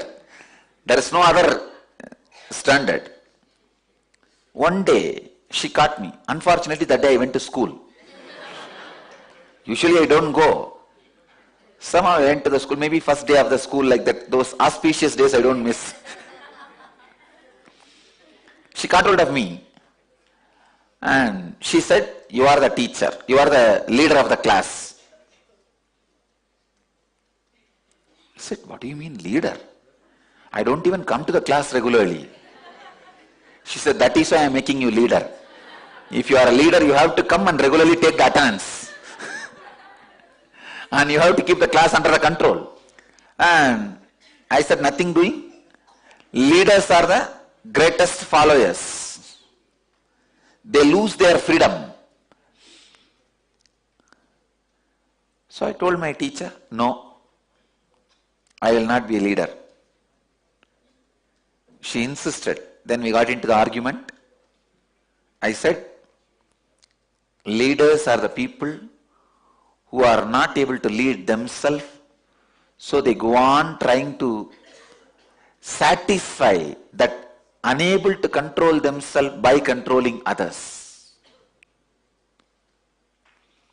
When you are not able to lead you, that unfulfillment you try to fulfill by leading others or trying to lead others. Leading others is the ultimate hypocrisy. He also knows he is not going to listen to you. He will topple you down the moment he gets the chance. What is leadership? Group of followers waiting to topple down. One person. That one person is called leader. The unconsciousness, when it is not able to express through the proper channel and it finds shortcut to fulfill its ambition, it is called power structure. When the subconsciousness is not able to fulfill its purpose, the perversion it creates is greed structure. Let me explain this subconsciousness. What is subconsciousness? Subconsciousness is nothing but the space where you dump your unfulfilled but imagined, visualized fantasies. For example, if you are fasting by suppressing your desires for food, in 3 days you will see in the dream you are feasting. The suppression creates subconsciousness. Understand, the things you imagined, visualized, could not achieve but suppressing it, that is subconsciousness. That, when it is not able to fulfill itself, it comes out of you as a greed perversion. What is the way for the subconscious to release itself properly? Right amount of sleeping and dreaming. I tell you, if you have the right quality and quantity of sleep and dreaming, you will not suffer with greed-based structure. You will not be running behind money which is not required for you. That is why all the civilizations which are suffering with greed suffers with sleeplessness.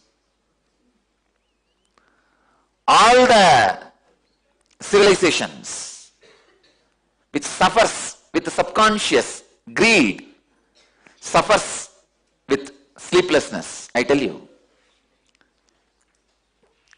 healthy sleep and dream, you will be free from greed-based structure. Understand? I am going to the roots of the human suffering. Greed-based system, the money-based lifestyle is rooted on your subconsciousness. A good sleep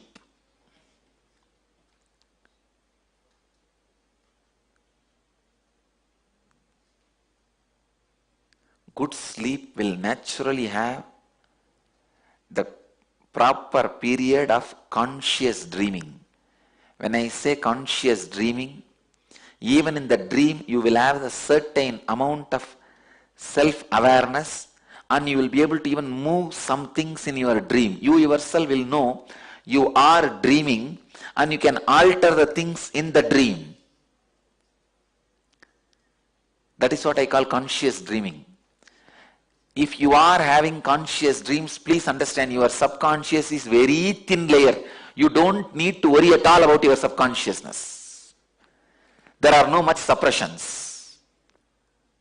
The suppressed desires form subconsciousness. It can either express itself properly through the dream state, conscious dream state, and liberate your system from its influence. But when you don't allow that conscious dreaming and the good quality quantity sleep, it overtakes you, just overtakes you. And the system you create is greed-based money system. the collective suppressed subconscious is responsible for the collective belief, mass hysteric belief. That's the right word I'll use. Mass hysteric belief of money.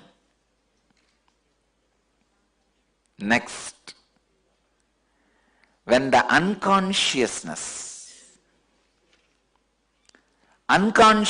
means you just don't know what you are missing, but you are missing something.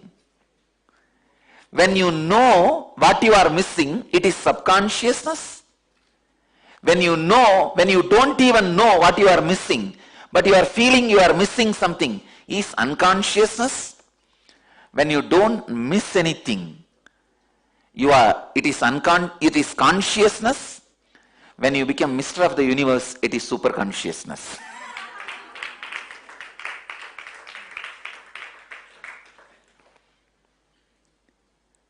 When you know you are missing something,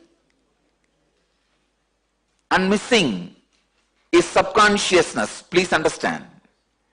When you don't know you are missing something, but you feel you are missing something. You don't know what you are missing, but you feel the emptiness. You are missing something. That is unconsciousness. When you don't miss anything, complete with yourself, it is consciousness. When whole universe feels the fulfillment through you, it is superconsciousness. Understand this unconsciousness. You don't know what you are really missing, what you really want, but you feel emptiness. That is why you think, oh, if I become MLA, I think I'll feel fulfilled. If I become MP, I'll feel fulfilled. If I become president, I'll feel fulfilled. If I become prime minister, I'll feel fulfilled.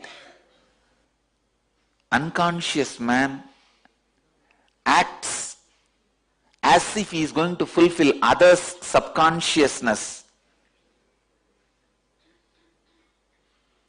so that he can become leader. That is why the politicians always give big promises. They give you the feeling, I will fulfill your subconsciousness.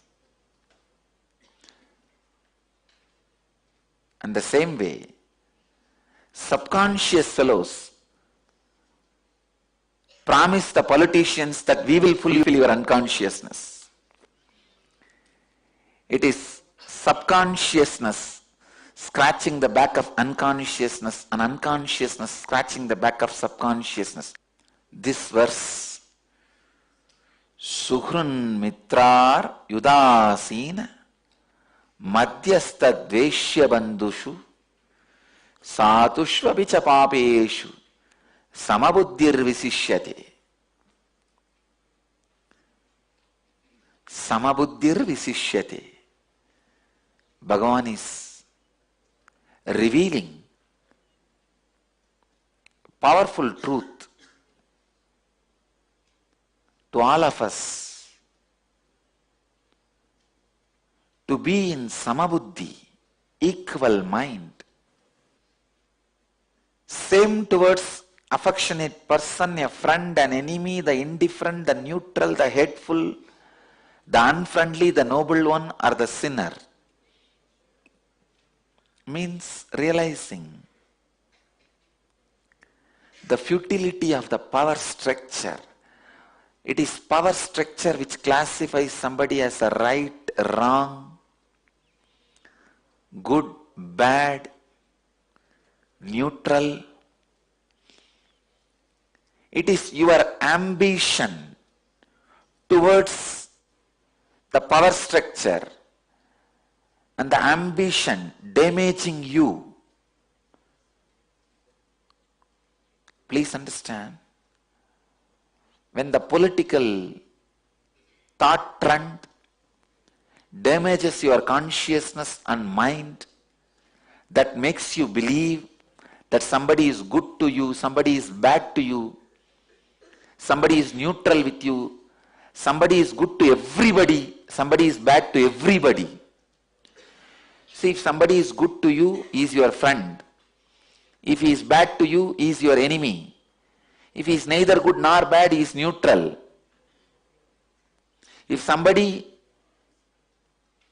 you are made to believe by the political structure, he is bad to everybody, he is called sinner. If you are made to believe by the political structure, he is good to everybody, he is sadhu. I tell you, it is all just PR exercise.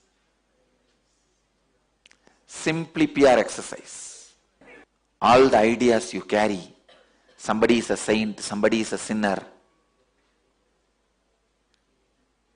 somebody is friend, somebody is enemy, are all just forced on you after completely deluding you by the strong beatings. It is like somebody hits you on the head, you are reeling.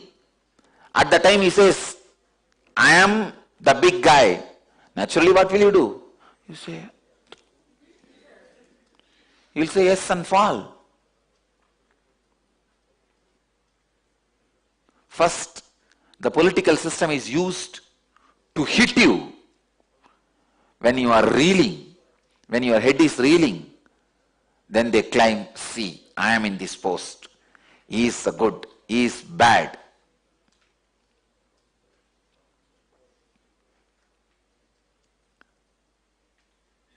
It is time we bring a human civilization where the money-based thought trend and political thought trend does not become part of our life. It just stands as a utility. Let the shoes be left in shoe stand. Umbrella be left in umbrella stand. Let them not come to the bedroom. Let the influence over the citizens by the political system be reduced.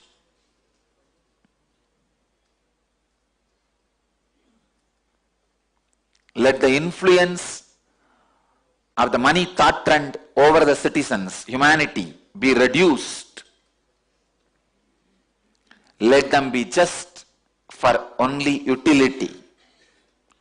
Let it not become lifestyle. Unfortunately, politics became a regular business. Business became ambition to have power over politicians.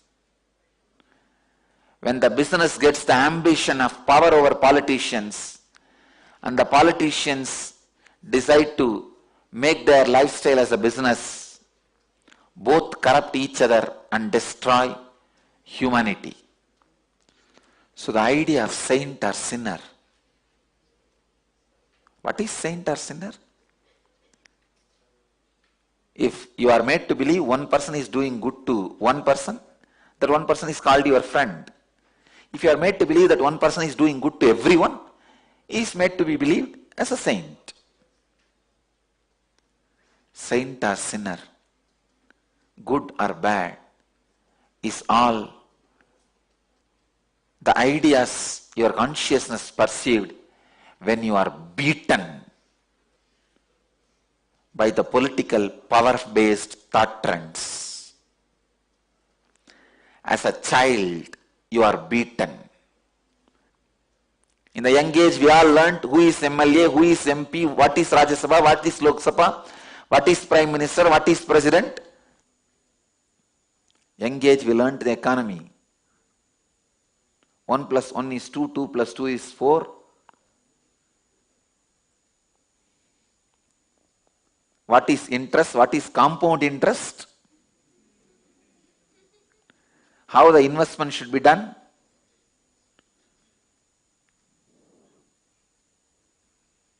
My Gurukul kids should know. There is no 1 plus 1. There is only one, which is beyond one. The one itself was created for utility. And the 1 plus 1 is also utility. Things which you created for utility, when you became utility for them, it is like you create fire for you cooking and eating, but fire eats you. You create fire for your eating, but suddenly fire becomes big and eats you. People who are eating from the fire are conscious beings. People who are eaten by the fire are unconscious and subconscious beings. Here Krishna says, wake up, be a conscious being. That is what I call inner awakening. Waking up to the facts of power-based political thought trends and protecting yourself is yen leadership. Waking up to the facts of greed-based money thought trends and protecting yourself is yen wealth.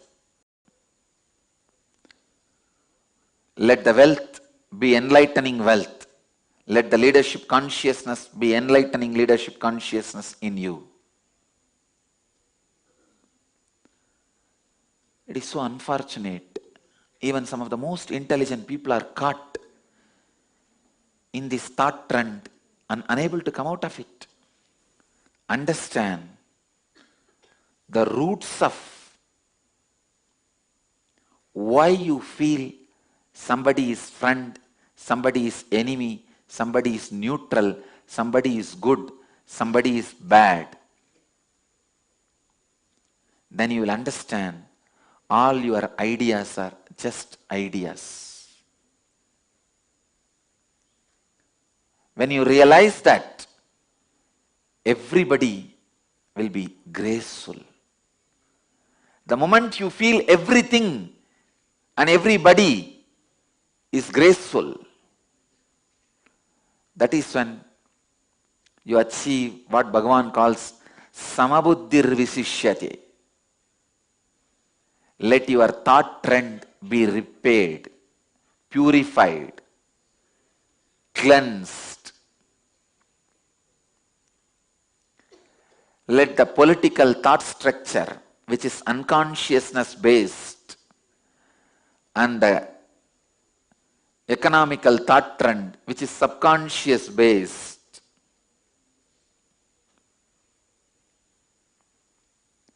not hit at your consciousness.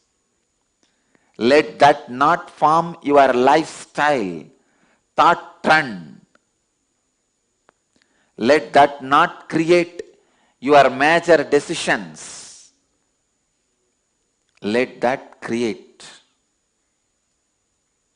right understanding about life in you. Let you become Jivan Mukta. Understand? If you understand how the collective unconscious thought trend damages you, collective subconscious thought trend damages you, and if you protect yourself consciously from those damages and live a whole life, you are Jivan Mukta. Even if you compromise with the power-based thought trend and money-based thought trend, let you do after understanding the insider secrets of both systems. Then you will not be taken away by it. You will protect yourself. You know where to keep the fire, how to cook, and how much food can go inside, and how when it is dangerous, and you will be intelligent to play the game. At the most, maybe rarely as an exemption, accidents may happen, you will die. But as a life, you may protect yourself. But when you don't even know the political thought trends are from unconscious and money-based thought trends are from subconscious, you give them sacredness. You associate sanctity to both. When you associate Even if you associate legitimacy to both of them, you are wrong. If you associate sacredness to both of them, you are worshipping devil, thinking it's God. Internally, do not give legitimacy to the money-based and power-based thought trends. Fear-based and greed-based thought trends. Let it not be legitimized.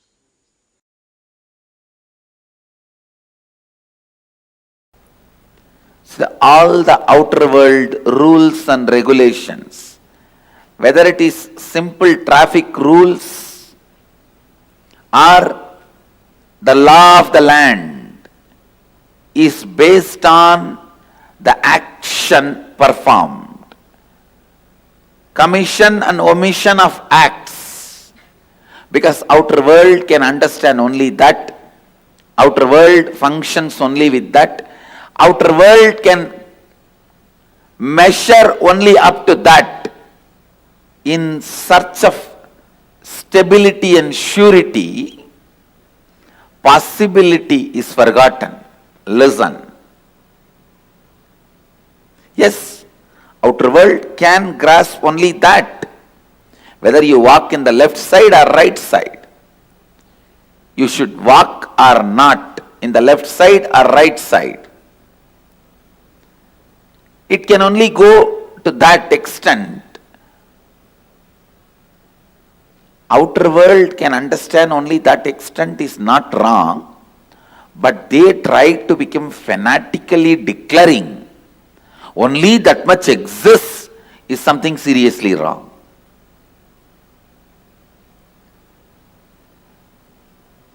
The outer world, materialistic beings,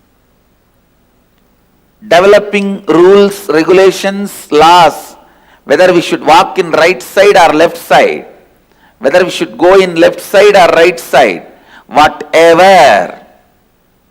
Forming those rules, nothing wrong, useful for day-to-day life. But when they try to declare, there ends the matter of life. Nothing further exists, something is seriously wrong. Then something is seriously wrong.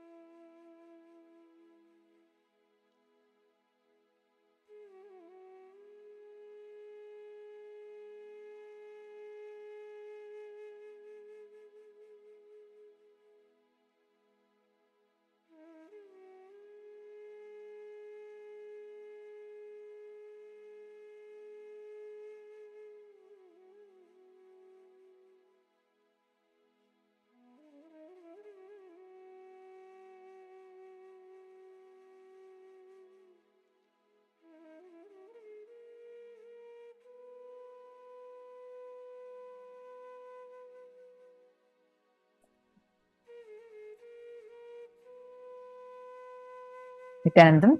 So beautifully, Swamiji had revealed to all of us about what is the real meaning of Samadhi. What is it? Like what are actually thoughts? How are these thoughts actually incompletions? They are not letting you to be in tune with the reality. Understand?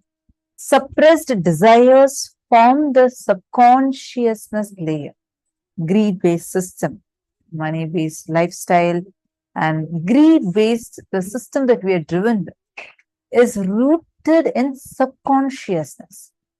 A good sleep with conscious dreaming, where the suppressed desires express themselves, and even in the dream, you will have certain self-awareness, and you will be able to alter the things in the dream, will ensure that the subconsciousness doesn't contribute to the collective mass hysteric belief of money.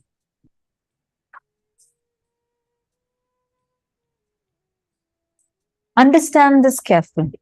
Unconsciousness is you don't know what you're really missing, what you really want, but you feel emptiness. How many of us see that? Many times you don't even know what is it that you're running for. What is it that you're so badly missing in life? What exactly you really, really want? But there is one thing inside you that constantly makes you feel like empty, not fulfilled. And then you try to project that desire onto something else, thinking, okay, probably this might be it. This might be bringing me that real fulfillment. Probably that might be the source that I'm waiting for. How many of you have experienced this?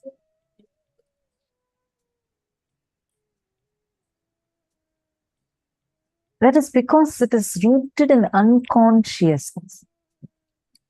That is why you think, oh, if I become president, I'll feel fulfilled. An unconscious man acts as if he's going to fulfill others' subconsciousness, others' suppressed desires. This is the attitude and ambition towards the power structure. That is why the politicians always give big promises. They give you the feeling, I am going to fulfill your subconsciousness. That's so beautifully Swamiji had explained to us in the section, right? The subconsciousness based driven, like unconsciousness based driven society is the root cause of all the problems we are facing, whether it's climate crisis or it is the problem like war or terrorism. Parashakti had even warned, saying there is every possibility for a war to happen.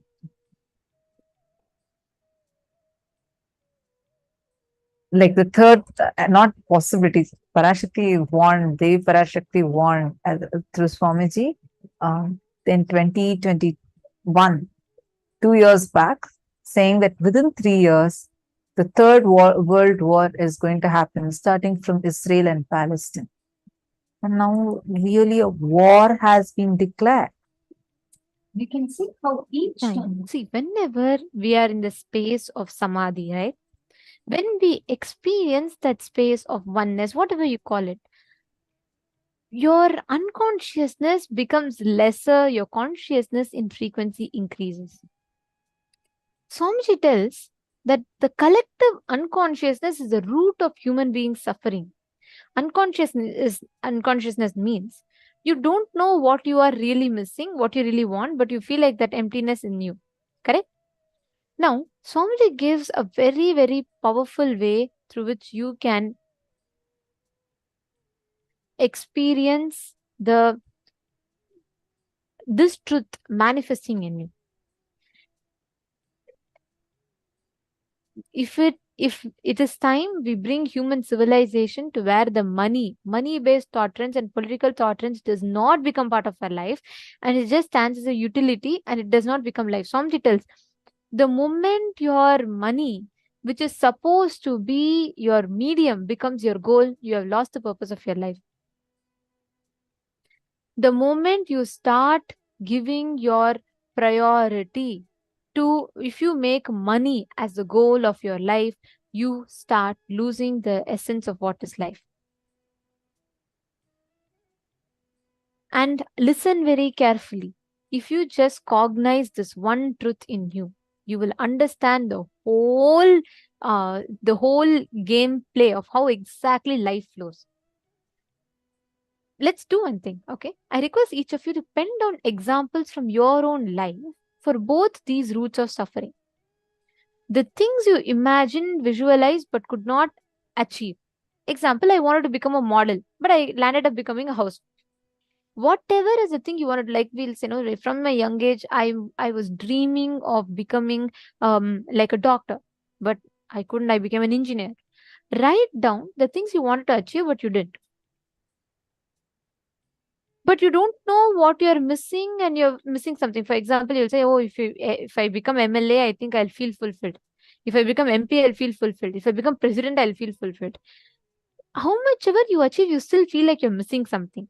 Can each of you write down examples for these two? Please take a few minutes and pen down.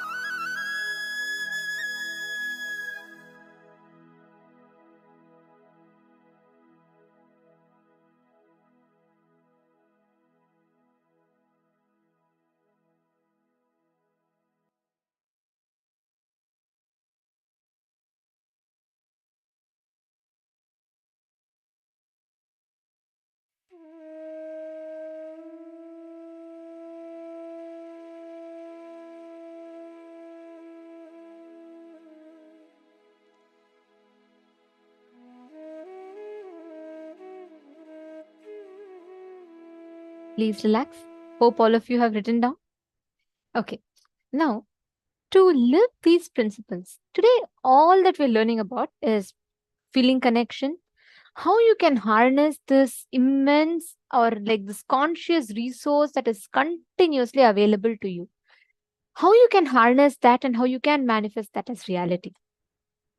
Now, today we're going to be addressing the different aspects, the different perspectives of how you can manifest the ultimate power, the power of feeling connection in you. And every time you cognize a truth, right? Every time you understand a powerful cognition, Swamiji tells beautifully, every time you cognize a powerful cognition that manifests as a power in you. When you understand the powerful cognition blossoms as a power in you. And that is the way to measure how much, what is the depth or the understandings that you have had about the powerful cognition. Every truth that Swamiji reveals, when you just cognize it, take one step deeper. When you put that base effort to cognize, you will start understanding in a completely different way how Swamiji explains the whole truth. There is no, whether you're manifesting or not manifesting, there is no situation that can be perceived that is wrong or right. Every situation could be wrong, every situation could be right. A small story. Once a drunk man is stopped by the police. Around midnight he stopped and police asked him, "Where are you going at this time of the night?" The man replied, "I'm going to attend a lecture on alcohol abuse and ill effects of alcohol on my health." The policeman is pleasantly surprised. He says, "Wow, really? Interesting. But who's giving you that lecture at this hour of the night?" The man looks at him and says, "My wife, of course." See, every situation in life, it's up to you how you want to take it. Good, bad, right, wrong. But there's no fixed. Just because you're not manifesting does not mean you are not able to manifest. Just because you're manifesting does not mean you're going to be manifesting forever. That nothing means anything. You are just going to see life as it is. Do not add your prejudice. Do not add your fixed notions or opinions of what situations are trying to tell you. Are you all understanding? I have a request from every one of you here today. The best news for you all is today, nothing, not even 1% is something that you need to plan, prepare for. Not even 1% of what we are learning today is something that you need to put an effort for. Only Swamiji can give you. There's a very beautiful line in Tamil. One of the great enlightened masters, he sings, "Avanarulale avantal vanangi," means even to have Guru Bhakti, you need to have the grace of the Guru. The very fact that you all are sitting here, you have taken the time, 16 hours of your day, dedicated it to learn this, means you have the grace of Paramashiva. Swamiji has chosen to manifest in you as this form in this dimension today. So you don't need to take an extra effort. You don't need to put something extra. Today, everything that is coming to you is your bonus. It is nothing to do with your capabilities. Don't worry about whether you can do it, whether is it achievable for you. Nothing is achievable for us. If it is about our qualification, it will always be in doubt. Right now, it is Paramashiva, Swamiji giving it to you. Understanding? I see a wide smile on people's faces. Don't worry, that whole responsibility, the stress is not on you. There is a person who's much more experienced than you. There's a person who's much more who's done all this much more, who knows, who's a whole master of this, and he is taking care. If I have to tell in the way Swamiji told yesterday, our future self is taking care of us. So you don't worry about your current results. Yesterday, I think one of the participants has posted that, my future self is so beautiful. My future self is so graceful, so nice. So enjoy your future self, which is reminding you about your current, your present today, which is telling you, which is screaming out to you from the future that, hey, you are Paramashiva. I am your future. You are manifesting me. Remember that, okay? Do not let your doubts beat you down saying, oh, you can't do it. This is not possible. That is not possible. So relax from all that and let's all enter into the power manifestation. How many of you are ready? Put yes in the chat. Let's see how many of you are ready. Yes. Okay, I'm getting yes. Come on, male bodies room. Thank you. Guru Prasadini Ma. Thank you. Ma Mary Claire. Okay. Ma Pehua. All right. Any of you posting?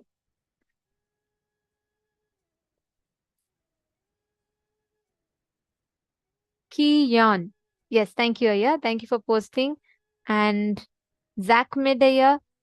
Pavanaya. Come on. How about the male bodies room? Are you all ready? Are you all ready to manifest your future self?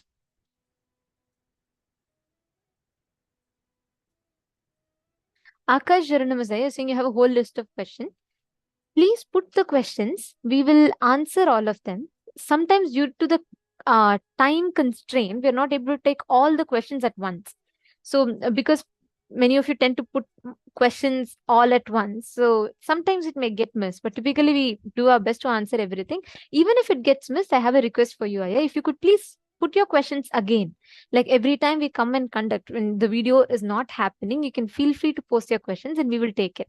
Even if you think it's not really answered or you really want to hear and it got missed, please do not hesitate to post it once more. We will surely do it. There's no other reason we don't answer other than maybe we missed your message. So you can feel free to post all your questions. Okay. Jian Chang has posted, the master's lesson yesterday was great, especially his enlightenment on Paramashiva, where the illusion of me walking stairs diminished a lot. Beautiful. See, understand that is how Paramashiva, that's how Swamiji wakes us up to reality.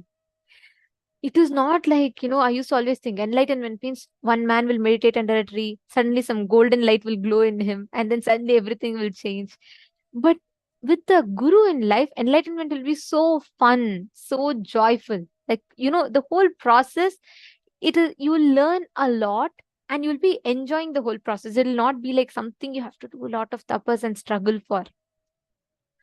Okay, so let's enter into the power manifestation now. Today, we're all going to be manifesting the power of Aushadha Darshanam, the ability to identify solutions for any problem. Whenever you are in the space of feeling connection, right? Your ability to identify problems, the reactions in life will reduce. You will be able to identify the exact problem, the source, and the solution just out of your conscious will. This is the exact power that we're all going to be manifesting now.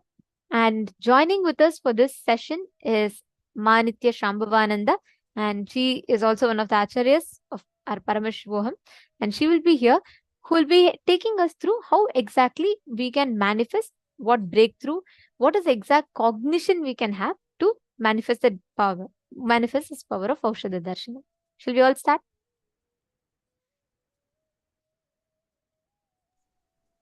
Perfect. Thank you, Pavanaya. Okay, let's all enter into the power manifestation session now.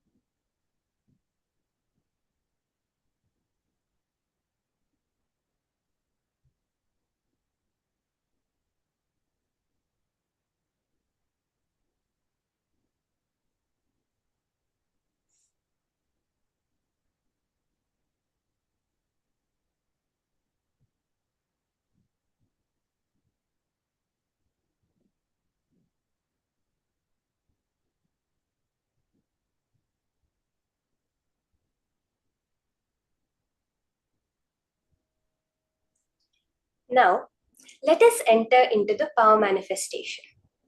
Today's power is Aushadha Darshanam, literally the power of being able to identify the medicine for any disease. If any problem comes in front of you, It could be a small thorn prick, something itching, up to even a fracture.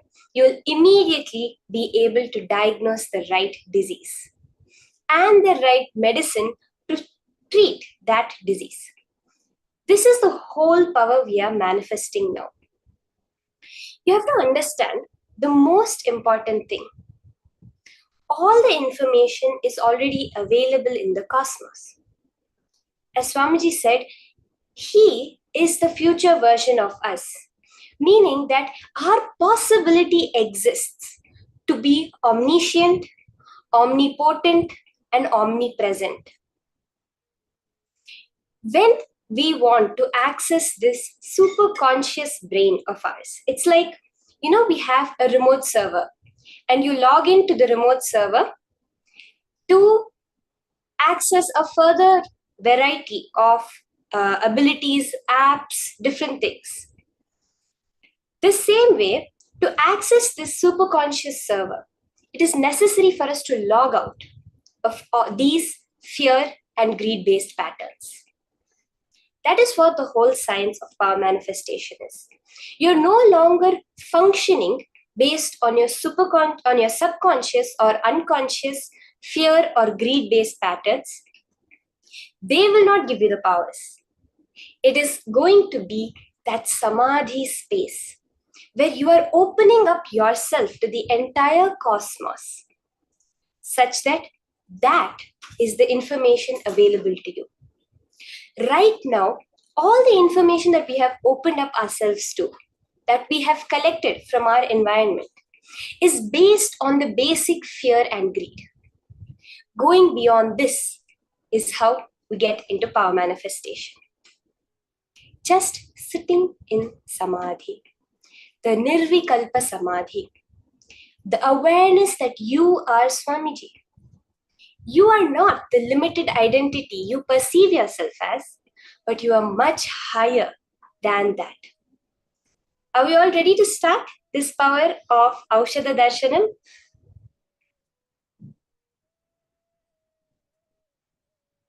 Yes.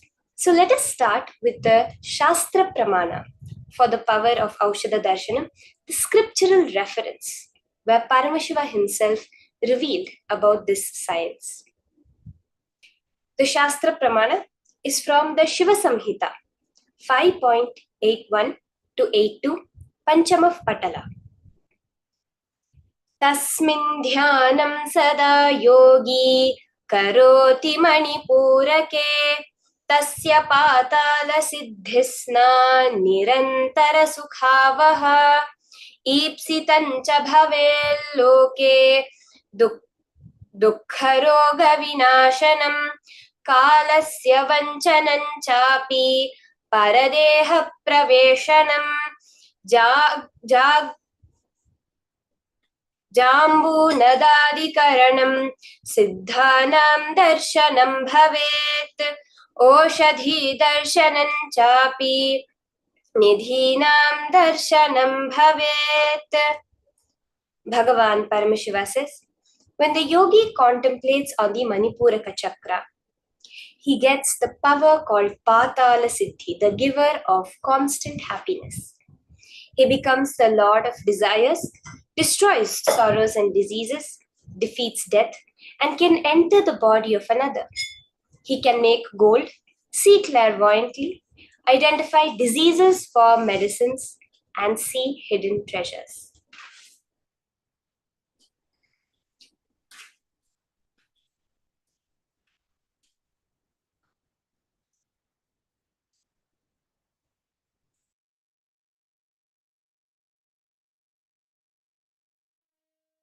This exact science that our Shastras, Vedas and Agamas have revealed. We all should understand. You may be wondering, okay, what does it mean exactly? What does this power mean? To be able to find the exact source of the disease and the medicines? Please understand, Aushadha Darshanam is your ability to find the cure for any disease, not just physical. It includes the levels of physical, physiological, psychological, and the mental patterns that you carry.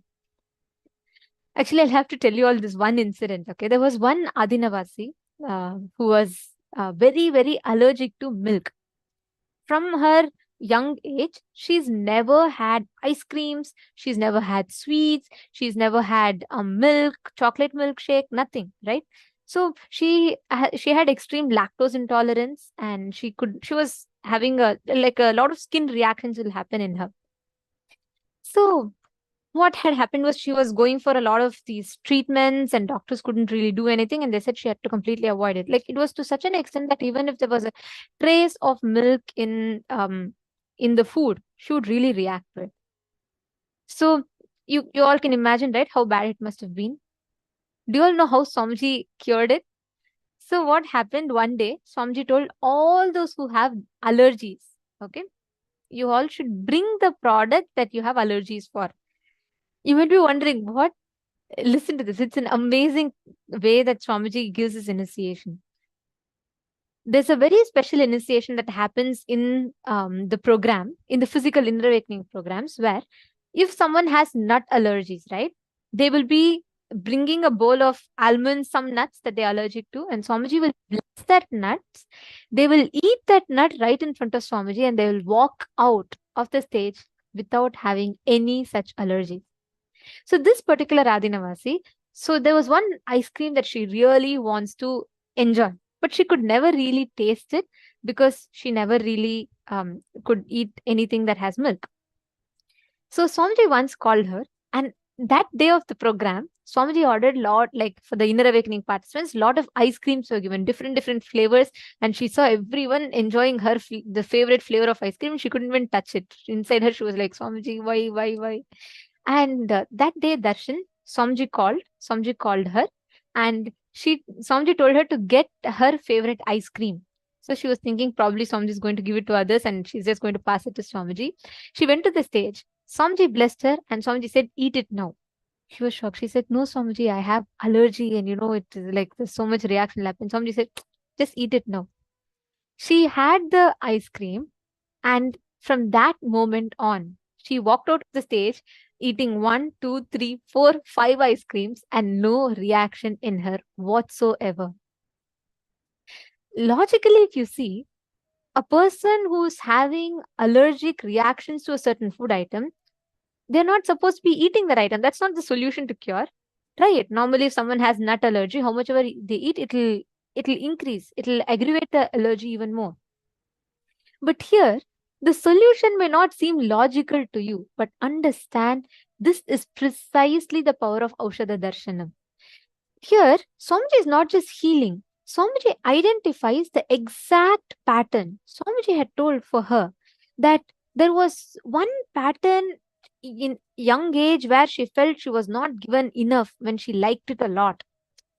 That deprivation made her start resisting that item, milk itself, because of which for almost 30 years in her life she had suffered. Swamiji said, when Swamiji actually healed, because she asked Swamiji, how did you do this? All these years I was suffering, no doctors could cure it.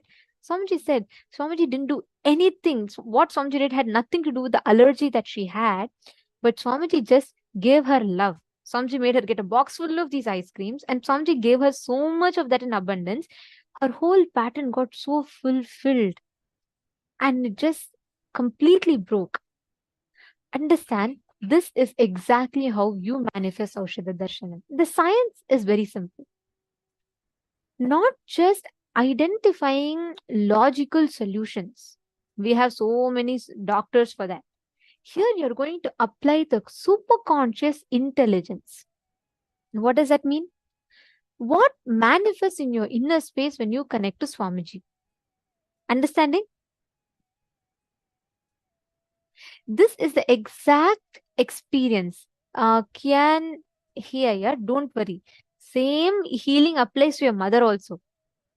Just make her sit in darshan. Come on. We all have Paramashiva, our future self. That's what is ringing in me constantly since yesterday. So you just tell Swamiji, look, my mother is having this problem. You please heal her. You leave it to Swamiji and you just bring her, let her sit. The problem is we need to take that one step where we bring them here, at least make them available so that Swamiji can heal them. That's all. So you don't worry about the results. You don't worry about when it will happen. You relax. You bring your mother here. Let her sit. Just sitting in Swamiji's breathing space will give her healing. And actually, Kian here, yeah, you're asking the right question in the right time, because the as per the program, right, we have a dedicated day where we will be focusing on addressing all the health issues, which is tomorrow. All the health related problems, healing, receiving healers, initiation, everything is going to be happening. So if you could bring your mother tomorrow, that's the right time to bring her, so that she can have the experience, not just receiving the initiation and darshan, she will also understand the science of being healthy. Pavanaya is asking what Aushadha is best for identifying the patterns in our subconsciousness. The Aushadha called Swamiji is the best Aushadha. Just constantly connect to Swamiji, sit here, digest the powerful cognitions, manifest powers. When you manifest powers, you will not just have the knowledge, you will have the experiential understanding of the knowledge. Okay. All right. So there are tons of stories like this. If I get started with telling these stories of how Swamiji does this healing, it'll never end. But I wanted to share this because this is exactly the science behind Aushadha Darshanam. It's not logical. You can't say, oh, I know this person has diabetes. So logically, if I see this is the solution they're supposed to have, let me tell this. No, don't do that. Sit, connect intensely. You will actually see Swamiji will reveal the solutions to you. But of course, tell your partners, whomever you're going to be manifesting with, you're going to be making it clear you're only getting trained for it. It's an initial level training, practice. And slowly that will build on to, for you to start manifesting this power 100%. Like Swamiji, right? Okay, so now let us get ready for the power manifestation.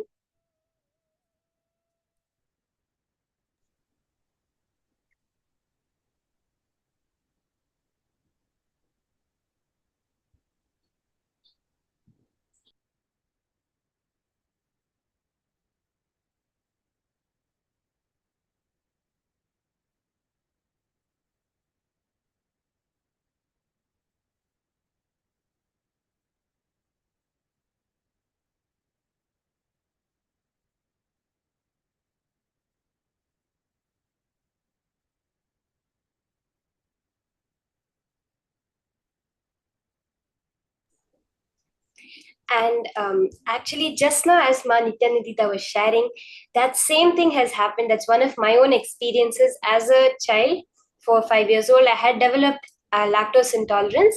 It was not very severe, but there was lactose intolerance where I get severe stomach pain if I had even a little bit of milk.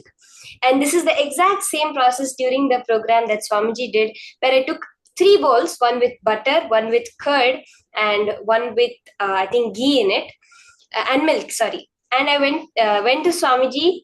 Swamiji just blessed it, and in front of Swamiji we had the items. And from the next day onwards till today, from the age of 5 till now, almost 15 plus years, I've had no problems with any sort of problems with having lactose, having milk, or anything like that. That is the power that Swamiji has. And that is what all of us are manifesting. Each and every one of you are going to be scanning a particular medicine. So to get you started into the power, we have various levels. So you will start with having a picture shown to you, scanning the use of that, or have a certain disease, scanning the medicine for the disease, scanning the ingredients or the purpose of a particular medicine, the target organ of a medicine, various things like this you'll be manifesting to get you comfortable, confident with this power of Aushadha Darshanam. Now, you will all have a picture shown on screen.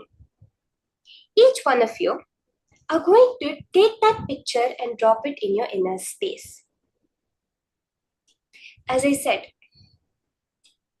The information is available in the future self computer of you called Swamiji. That super conscious self of you. Tune into that. Let there not be any fear or greed patterns running you. Any fear comes up. Oh, will I be able to manifest? Will the manifestation happen for me? I'm not seeing anything. Surrender that to that super consciousness, Swamiji. If the thoughts come up, oh, I really wanted to manifest, I hope it manifests for me, it'll be really, really nice. These greed patterns also, surrender them to Swamiji. All you have to do is sit as Swamiji. He is doing the job. You are only witnessing him manifesting through this component, this tiny piece of holograph of him that you call you. So sit straight, close your eyes, chant the Mahavakya, Om Nithyananda Paramashivoham intensely. Unclutch from any thoughts coming up. All thought is only fear or greed. Be firm. I want only Paramashiva. Swamiji, within me now.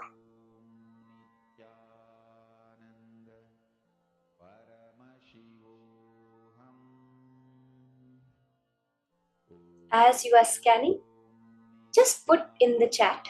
You can just type it in the chat and post whatever Paramashiva is revealing to you.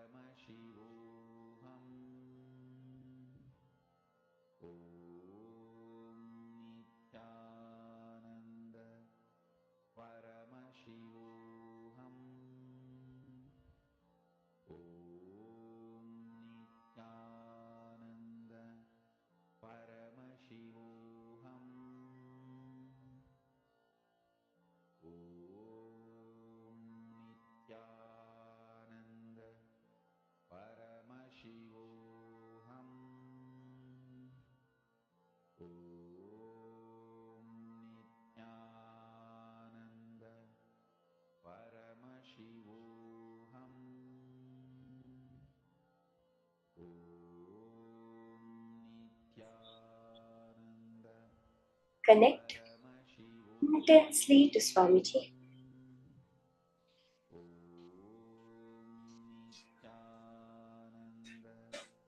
Let there be only Paramashiva.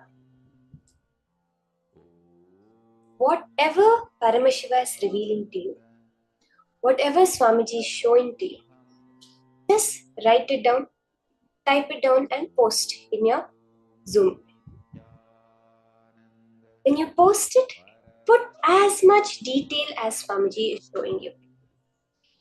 Show whatever you can, like if you're seeing colors, if you're having some smells, some visualizations, whatever it is, exactly like that, type it down and send it, post it.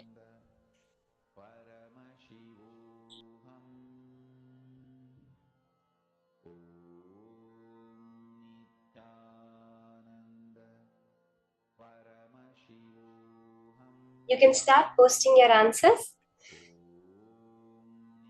as Paramashiva is revealing it to you. What organs does this medicine heal? What are the various benefits health-wise?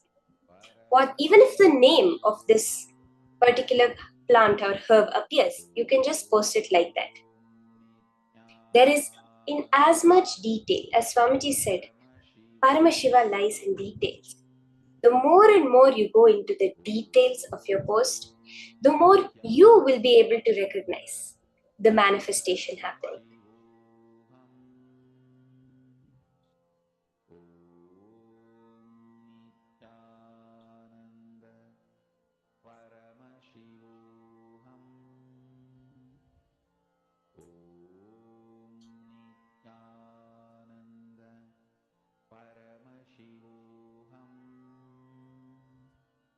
Okay, let's now see the answer. Before we verify, let's see what was the exact picture that was shown. What are the details of the healing properties of this particular herb? So the name of this herb is the Gloriosa lily, lily. In its indigenous regions of southern and tropical Africa and parts of Asia, the Gloriosa lily has long been valued for its medicinal uses. In Indian Ayurvedic medicine, the plants are used to treat skin conditions such as leprosy, ringworm, itching, ulcers, and bruising. It is also used in poultices to treat arthritis and sprains and snake bites. In parts of Africa, the tubers are used to make eardrops and relieve gum irritation.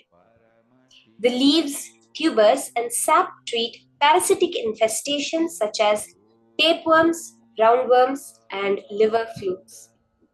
Ash from burnt leaves is used to promote wound healing. The Gloriosa lily sap is used to treat acne also. Despite its use in traditional medicine, Gloriosa plants are not edible. In fact, all the parts of the plants are toxic and should not be ingested, as they contain the alkaloid compound colchicine. In fact, the plants are cultivated commercially as a source of colchicine. Seeds contain a high level of colchicine, an ingredient in some gout pharmaceuticals. It's considered an important medicine due to its traditional uses in the treatment of gout, wound, snake bites, ulcers, arthritis, cholera, colic, kidney problems, typhus, itching, leprosy, bruises, sprains, hemorrhoids, cancer, impotence, and infertility. Okay, let's go through the answers. Kima Sudha Dandapani, you have put that it's heals skin and inflammation. That is so accurate, ma'am, because as you see the whole that it says in Ayurvedic medicine, the whole this plant is used to treat skin conditions.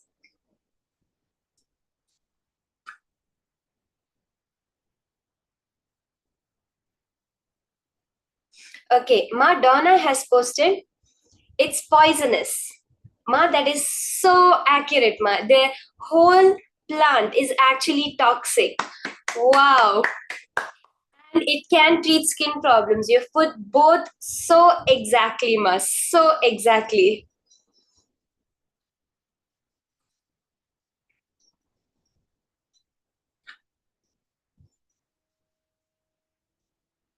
So many of you are manifesting so beautifully, posting the skin. I think many people are actually catching on to the fact that it treats your skin. And Madonna, you got it exact. You actually saw that the plant was toxic, poisonous, and that it treats skin conditions. I will tell each and every one of you, when you manifest, when you see that Paramashiva manifesting, understand it's not a small thing. If at all you do this without initiation, you could probably by fluke, by chance, just maybe get 1 out of 100 rounds right. That itself would be a fluke. But to get even a single word right of all the different medicines that are there in the world, the different plants, the different things they can be used for, that you saw itself is a manifestation. You have glimpsed that future self of you, and you are manifesting that in your present every time you do power manifestation.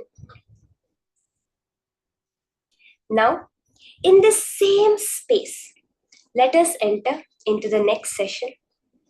Hold that context of manifesting Paramashiva. In the next session, we are going to be understanding a very exciting topic. This topic is about the 5 Kundalini currents we have within us. These are different ways to make manifestation happen.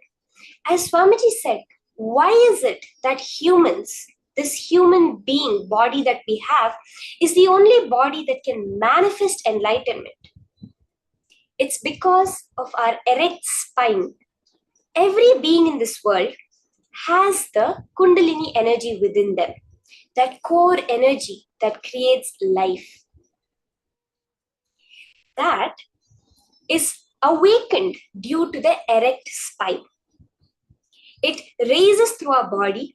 We are able to clean the toxins, the patterns from every chakra we have, and manifest our true reality. You have to understand. Now, let's say walking or talking, seeing, speaking. All of these are something we consider regular things, right? Actually, these are all powers. How many people are there who don't have this? Why do we call it a power? Because it's something unique. It's something more than a normal person can do. Even your seeing power is a power for a person who is born blind. That is all the whole science is. You're awakening those powers that are inherent within you, those superconscious abilities that are your nature that you have just forgotten. Let's enter now into the further powerful cognitions from Swamiji on 5 Kundalini currents.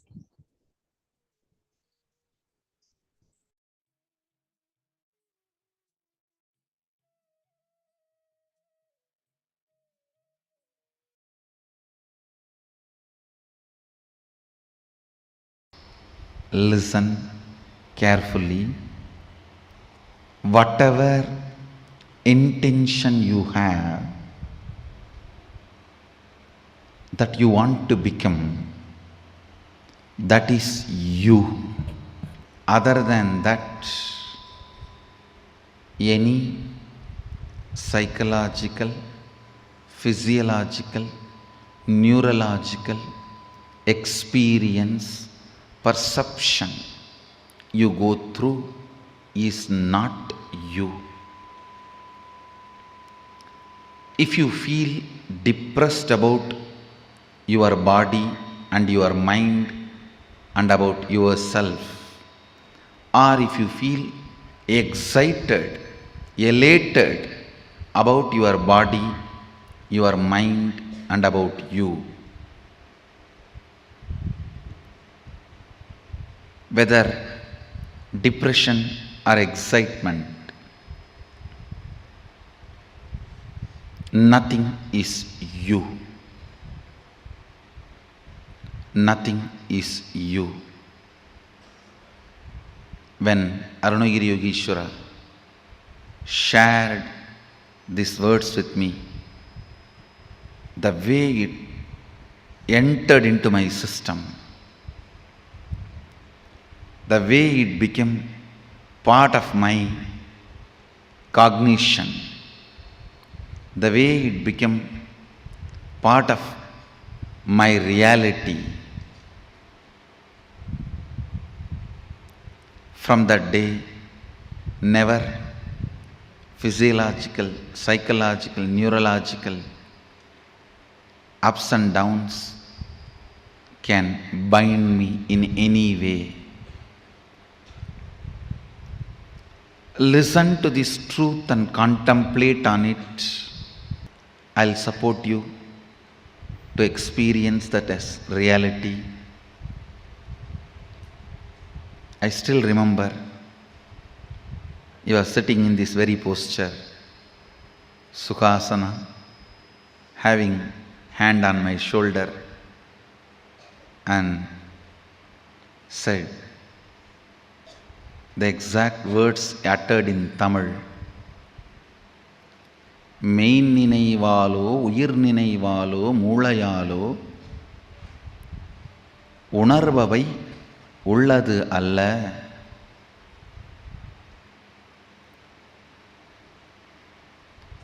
I know for sure, even if you are a Tamilian, you can't understand these lines because it is classical Tamil. I asked him, then what is me?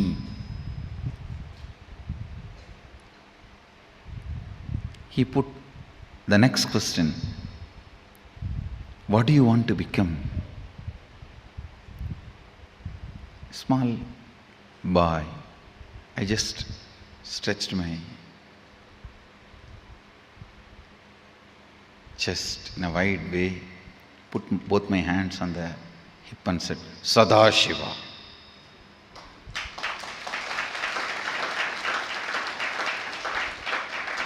Whatever I heard from the temple lectures, satsangs, pravachans, books, that is what I know as ultimate.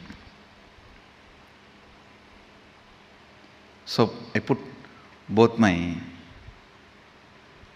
hands on the hip and said, looking into his both eyes, said, Sadashiva.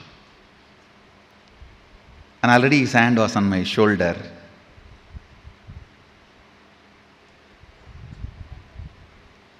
The one more reason I put both my hands on my hip, I just want to give him more space so that he will not take his hands off. His hands will rest comfortably on my shoulder. I was so much in love with him, I will not miss a single chance to have his touch. Whether he touches me or I get a chance to touch him. Already his hand was on my shoulder. He said, you are that.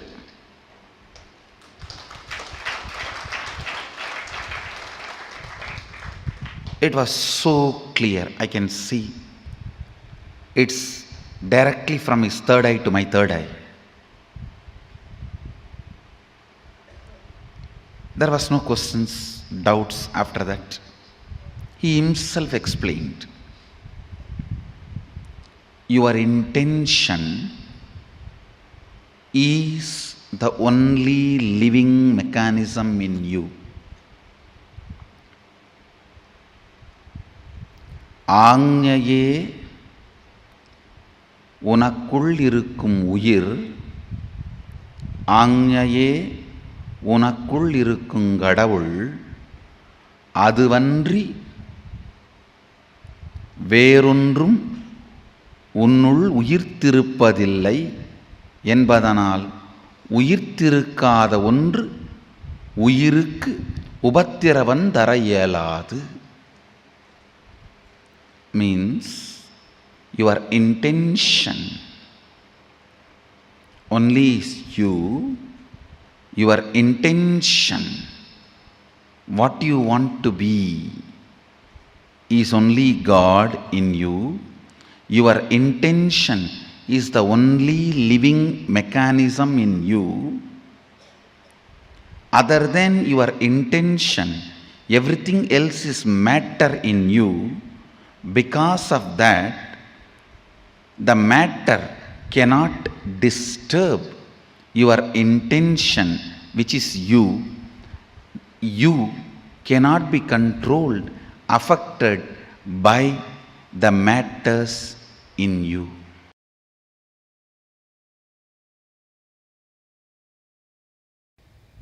Whatever liberates you can't be called as thought currents. That is Kundalini current.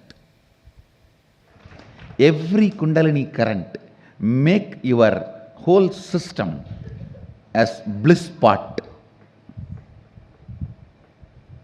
Your whole blood, bone marrow, everything becomes such beautiful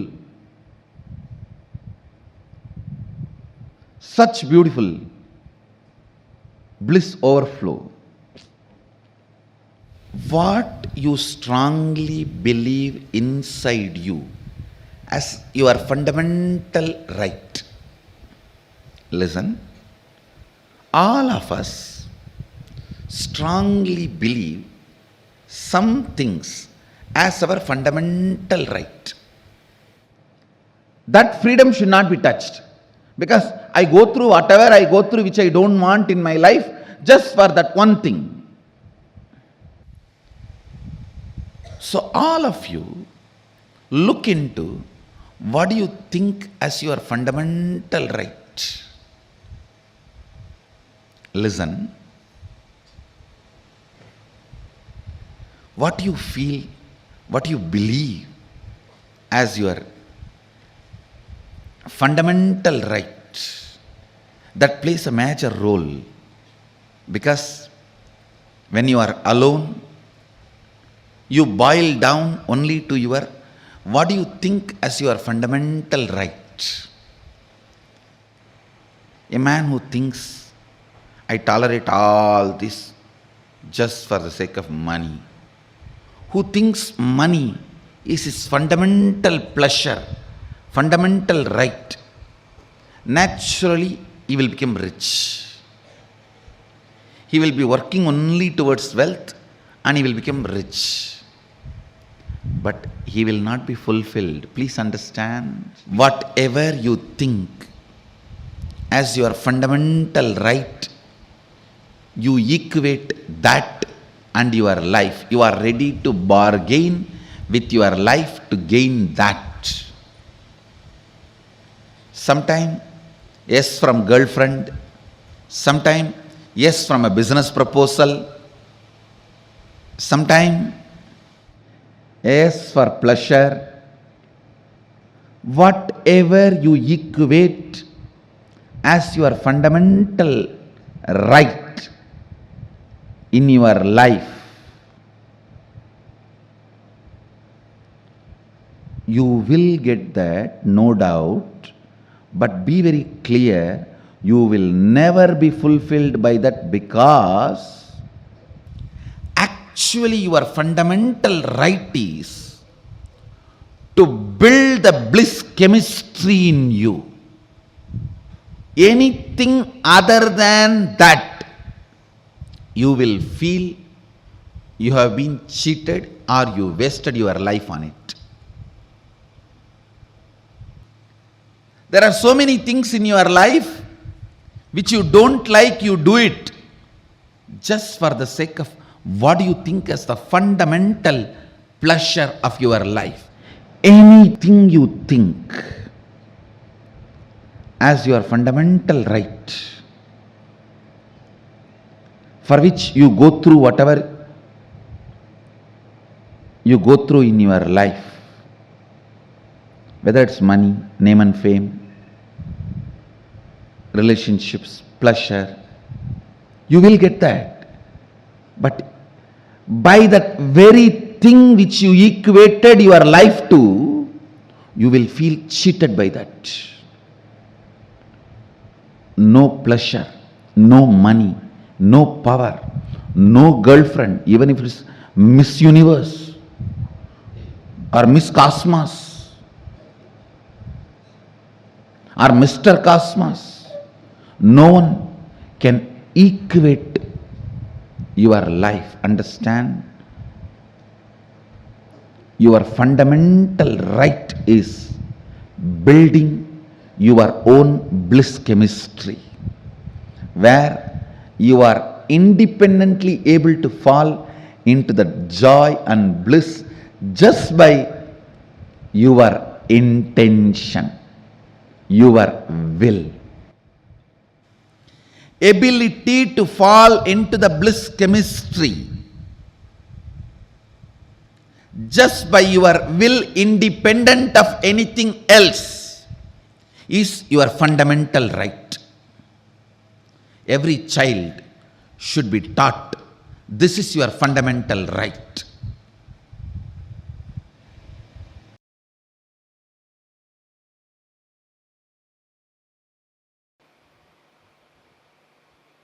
I'll just connect and tell you clearly.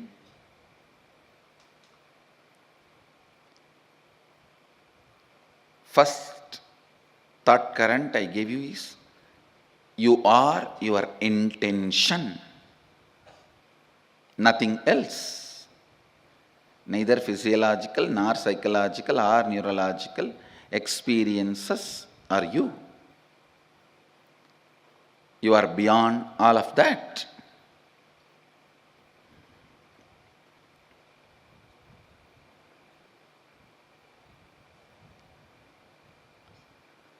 Now listen to this thought current.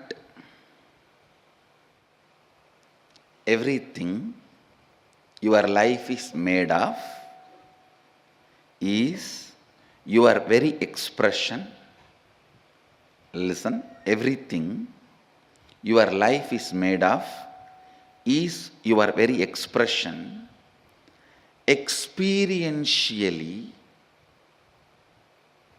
playing with them, changing them, altering them, manipulating them is powers, siddhis. Understanding, no need to play with any of this, you are beyond, and going beyond is enlightenment.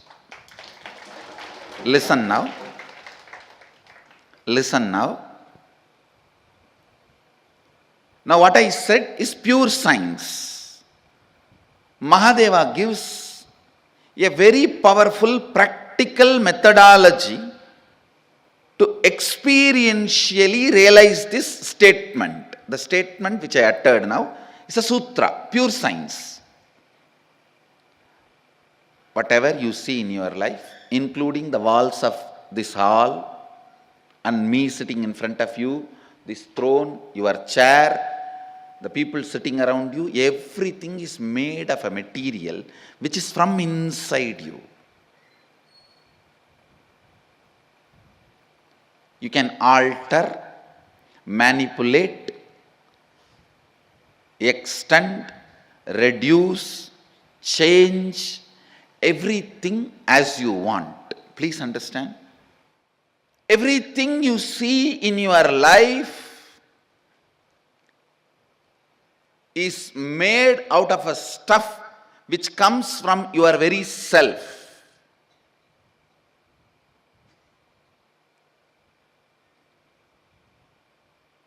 The wax, the material in which your waking state is made and your dream state is made, that material is from you, inside you, just like cobweb. It's from you, the material is manifested. Listen. Listen. How this can become our realization? how this can become our realization. This thought current now which I said is a pure science. Now Mahadeva comes next to applied science. How to make that into reality for you and how to use that in your day-to-day life. It's a very beautiful revelation. Listen.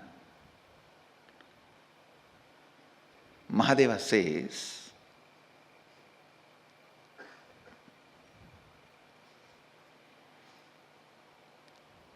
early morning, the period of Brahma Muhurta, where the so-called reality, waking state has not become 100% real for you, and the dream state has not yet become 100% dream state for you, where you are just moving in between. Brahma Muhurta, morning 4:30 to 6, where your inner space, some moments is in waking state, some moments in the dream state. Make use of that time to infuse some ideas into your system. Listen. For example, you are feeling life around you and inside you is very poor. You are not having enough resources. You want wealth. Try to play early morning, that 4:30 to 6, infusing yourself with the idea, let me manifest wealth. Your visualization should be more towards wealth, not towards moving away from poverty. Please understand, if you say, let me move out of poverty, you will be all the time visualizing poverty. No. Move towards wealth. Visualizing wealth. The first thing will happen when you consciously play with your Brahma Muhurta consciousness. That is a unique consciousness. That's a unique time and space where you are neither fully awake nor fully sleeping nor fully dreaming. You are like a original material out of which you are made is available for alteration, transformation, manipulation. The material out of which you are made is available to yourself at that moment. Just few days from today to next Sunday, this 1 week, every morning, this Brahma Muhurta time, try to play with your consciousness. I gave you the example of money because that is the biggest problem everyone has. Whether you have or don't have, you have a problem. If you don't have some type of problem, if you have some type of problem,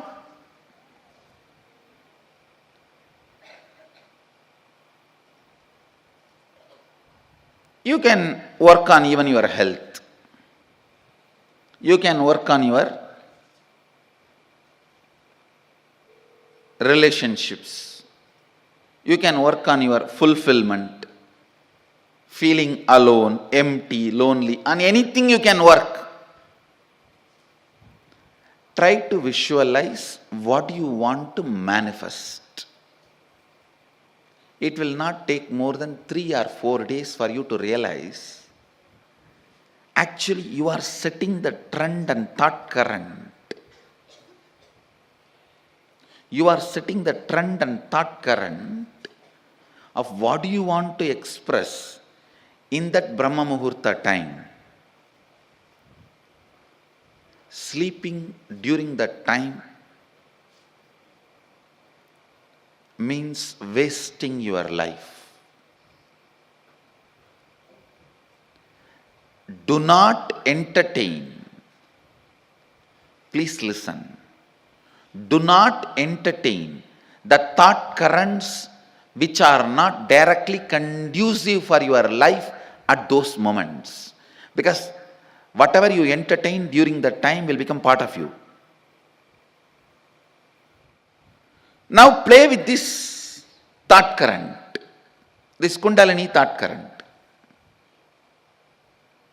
The first realization you will have is your whole life is not solid as you think. It is just liquid or semi-solid.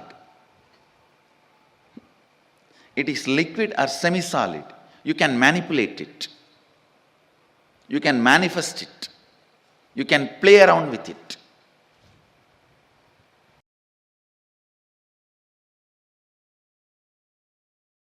Understanding this thought current is too important. Your physiological, psychological, neurological ups and downs are not you. Means, whether you feel sexually aroused or frightened and shrinking, or filled with the excitement of the future victory, or shaken by the fear of future failure, all these are not you, but the material space, stage on which all this dance is performed, that stage is you. The muscles on which this memory dances is you. The biology on which this biomemory jumps is you. Then you should know, why are you allowing this stupid biomemory and stupid muscle memory in your biology and your muscles? Because your God particle need to strongly remember it is not particle, it is God. God particle is all the time try to be particle. It need to know you are God, not particle.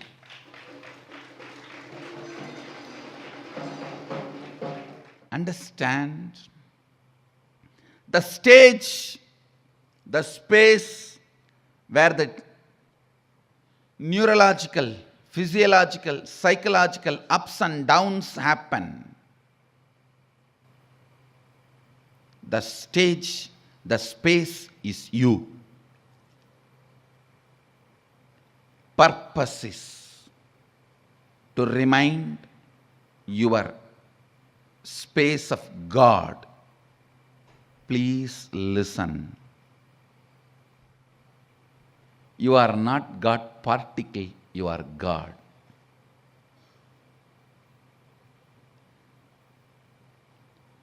You are not Aham, but you are Sadashivoham.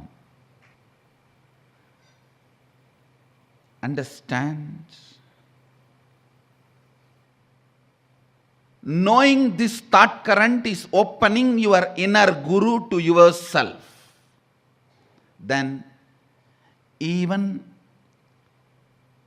getting terrorized by the fear of death, or aroused with a sex or desire, excited about the future success, frightened about the future failure, all this also you will start seeing, why am I allowing this to happen in my muscles, in my biology? You will understand every change, every physiological, psychological, neurological ups and down comes with a great message. Tattvamasi, you are that. Tattvamasi, you are that. Tattvamasi, you are that.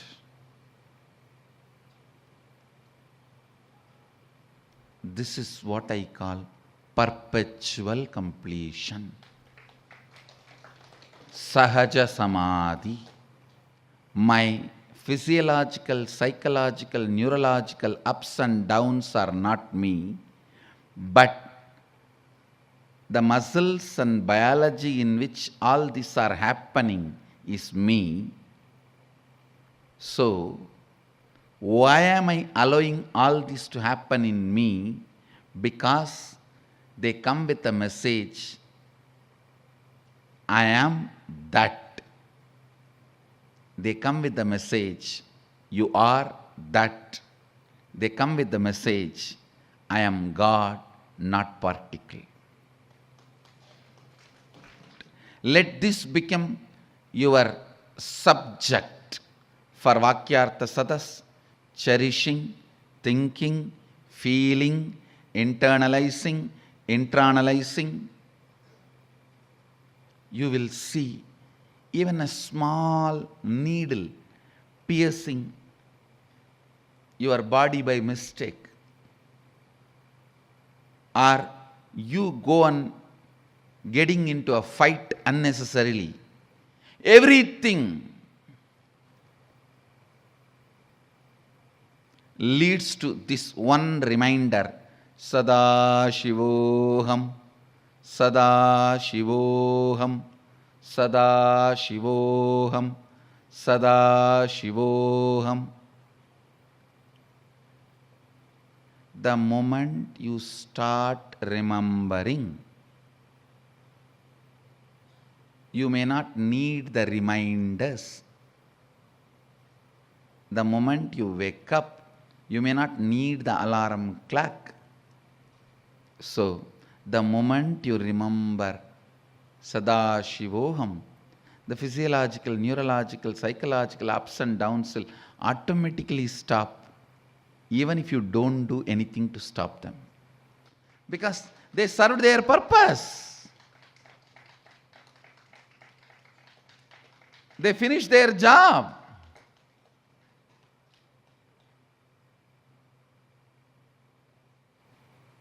Every fear stroke comes with a message. Remember you. Every desire comes with a message. Get back to you. Internalizing this thought current will put you in perpetual completion, Sahaja Samadhi.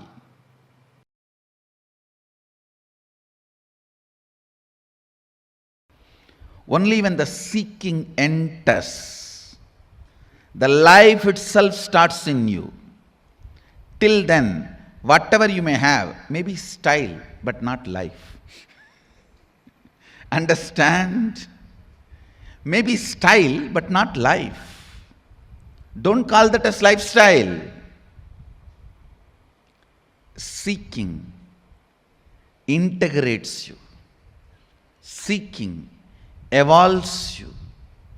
Seeking awakens you. Seeking aligns who you are to yourself. I tell you,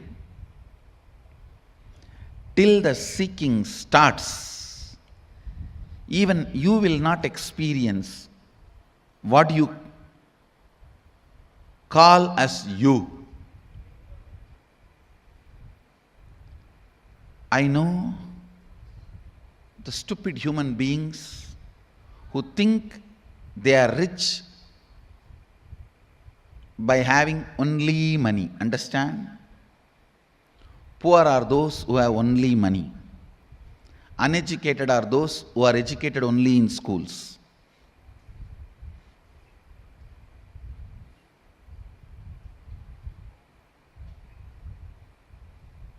Seeking sets the right standard, right expectation about life. All these words have no meaning till seeking enters into you. Till you start questioning your very existence. Till you start analyzing genesis of your identity. Till you start looking. Please understand, I am not saying till you find answers. No. Because seeking can never find answer. It can only find experience. A seeking, please understand. Seeker never finds answers. He finds only experience. Seeking actually awakens the seeker to his original state. Seeker never finds answer. He only finds his nature. Sadashivatva.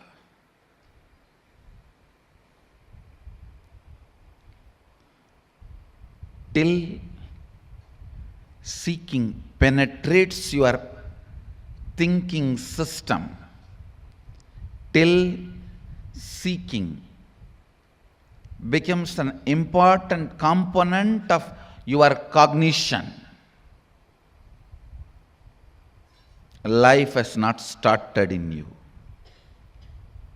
Life starts when seeking becomes your cognition. When the seeking becomes your cognition, everything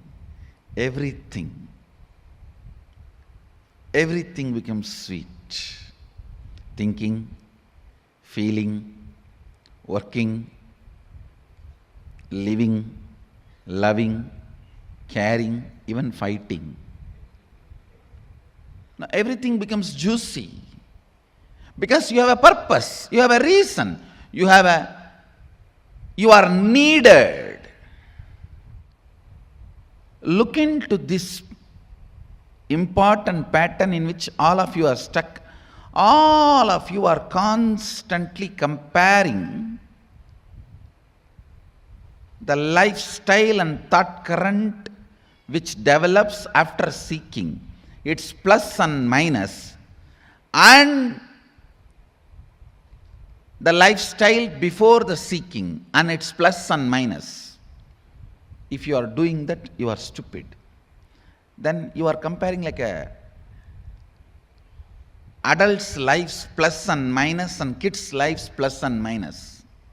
Yes, surely kids' life has some plus which adults' life does not have, but that does not mean you can remain as kid forever. That is a disease. That is sickness. That is immaturity. Being childlike is different. Being childish is different.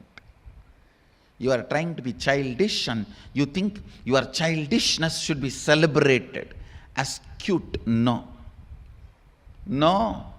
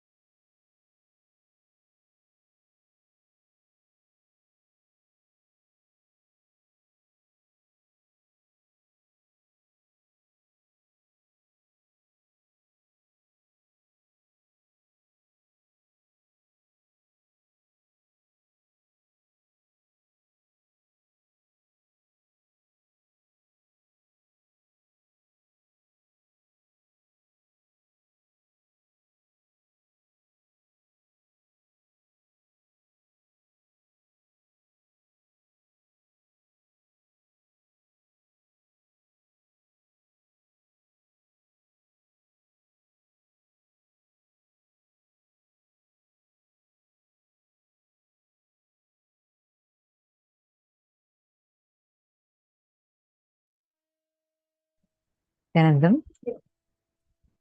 Hope all of you enjoyed this powerful session on the Kundalini thought currents, that the 5 Kundalini thought currents that Swamiji gave.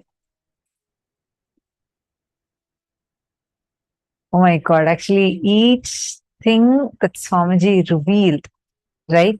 Like, plus if you remember what Swamiji had revealed in yesterday's session, wow. It clicks on multiple levels. I first want to ask each of you, what did you understand in this session? The 5 Kundalini thought currents that Swamiji had just revealed to us. What did you understand? I shouldn't say thought currents. They're just Kundalini currents. 5 Kundalini currents that Swamiji had revealed about to us. What did you understand? I see many of you who have posted the click. Actually, that that particular click Swamiji said, right? Like, where this was actually on Shivaratri. In 2014 Shivaratri or 15 Shivaratri, one of those two. And Swamiji said, this is the Shivaratri Satsang, Mahashivaratri Satsang. And Swamiji said, you are your intention to be. No other physical, physiological, psychological, neurological ups and downs are you. You are your intention to be. Such an amazing, powerful cognition. Here we can see the 5 Kundalini currents that Swamiji gave. The Kundalini current number 1.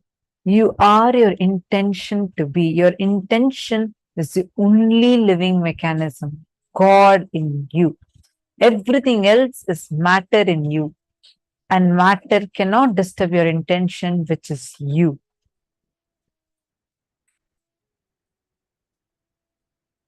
The Kundalini current number 2. I am blissful because I am Mahadeva, supreme consciousness. Third, everything your life is made of is your very expression.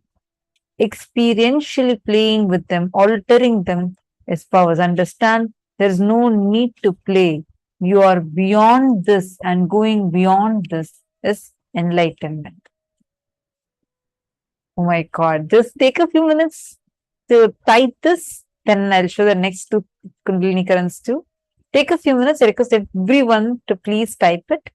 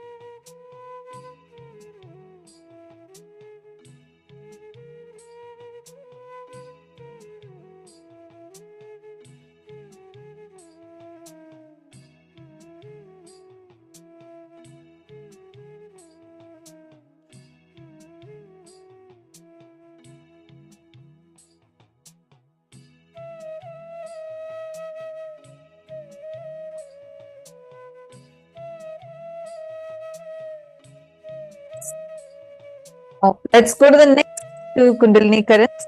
All of this one. Of these, I hope you have finished writing. The next one. You are the space in which all the ups and downs happens. Understand inside you. Have it clearly.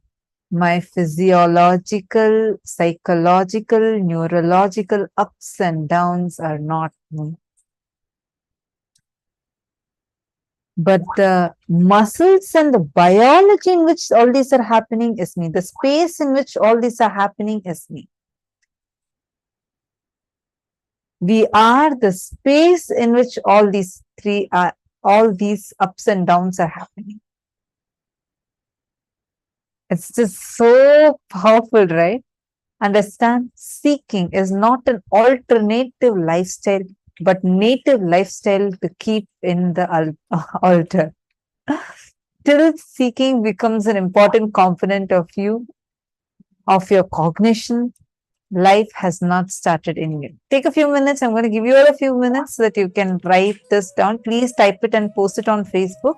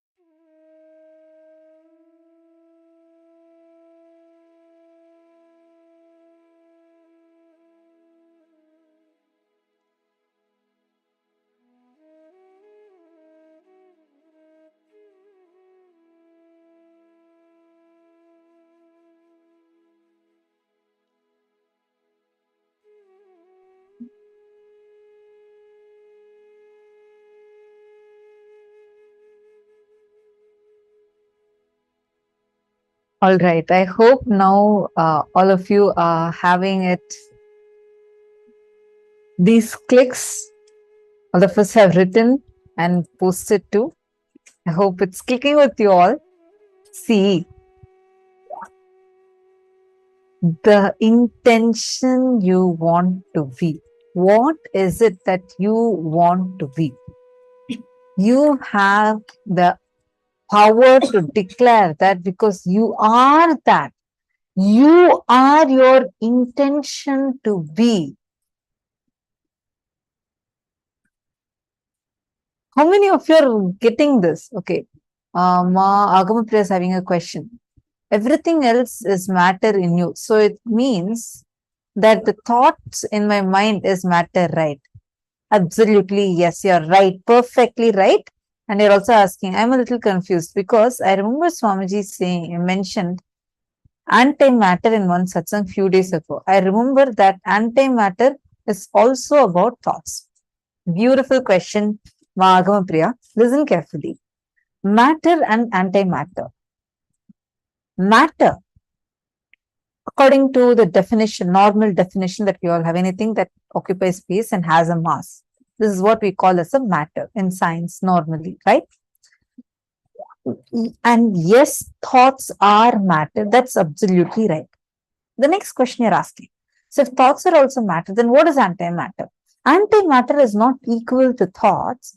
Antimatter is that unmanifest matter which is existential and has the potential to transform into any matter that you want. For example, for example, let's say Swamiji is materializing something or teleporting something to you.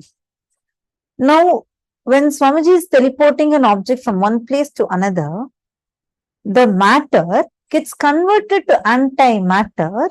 Understand? When it is getting converted to antimatter, it has all the qualities of matter and much more, except that it is not in that particular form that you are wanting to see it to be. And then when that antimatter comes here, you reassemble it and it gets converted back to matter. So the thoughts in this case, the antimatter is wherever you are having a very, very powerful liberating cognition that does not hold you down, all those are antimatter. Actually, there's the understanding of antimatter, you need to watch it at least a few more times for us to even start cognizing its depth. All right. Few minutes, and you're going to declare what is it that you want to be. What is the purpose, your intention to be? Whatever it might be. Oh, I want to become a teacher. I want to be this. I want to be that. And then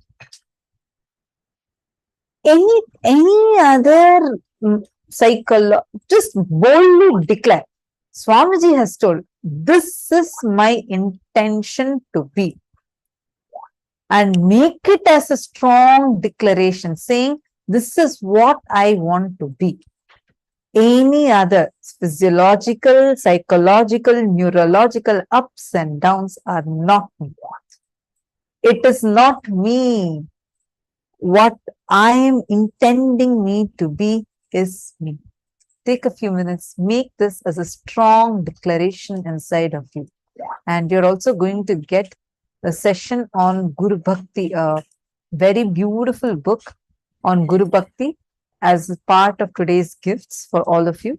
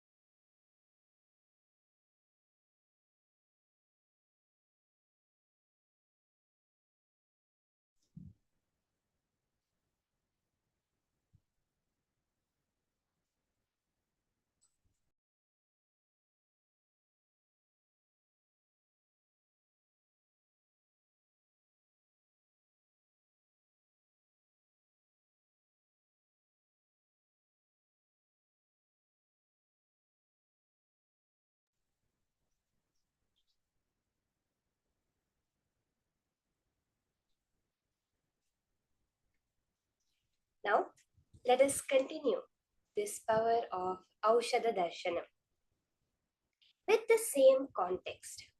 See, as Swamiji beautifully revealed yesterday, you are your intention to be. Therefore, if your intention is to be Swamiji, to be Paramashiva, then when you decide that, that has to become your reality. When you are ready to drop anything else that is holding you back. See, it may be some greeds, it may be something you really want. It may be something that you're afraid of. Like, we all have this fear of the unknown. If I drop my identity, what happens to me? That feeling. Like this, there are various things that hold us back. All we have to do is say that, Swamiji, I want to become you. All of that, even if it is for the rest 23 hours, 59 minutes of the day, you are only stuck in your pattern. But 1 minute of the day, you're consciously cognizing, I am Paramashiva, consciously declaring, I am Paramashiva. That is what matters in the cosmos. More than how much of a time you spend, it is whether you are doing it consciously or unconsciously that makes the huge difference. Now, with that declaration that each and every one of us have just taken, to be in that space of Paramashivatva, no matter what, the patterns do not matter to me. We'll continue this power. We are going to be doing a slightly different variation of this power in this round. The power of body scanning. Yes, you're going to be able to scan the body of another person and diagnose any issue, any physical or mental imbalance that they have in their body. The Swamiji very beautifully explains the science.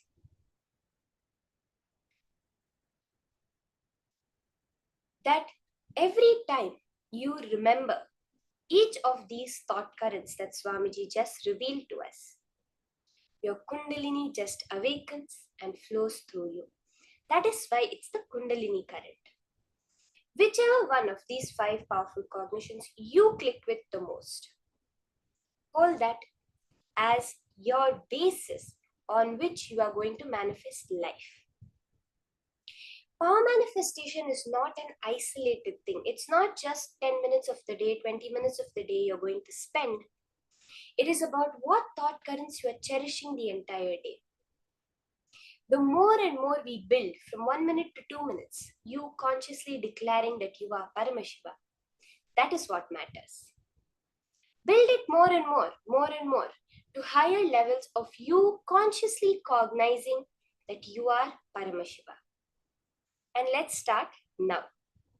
So let's start this power of body scanning, where you are going to be able to see in clear detail another person's body and all the details, whether it's the organs, whether it's the bones, the tissues, the blood flow, the air flow, all of this you're going to be able to scan in a person's body.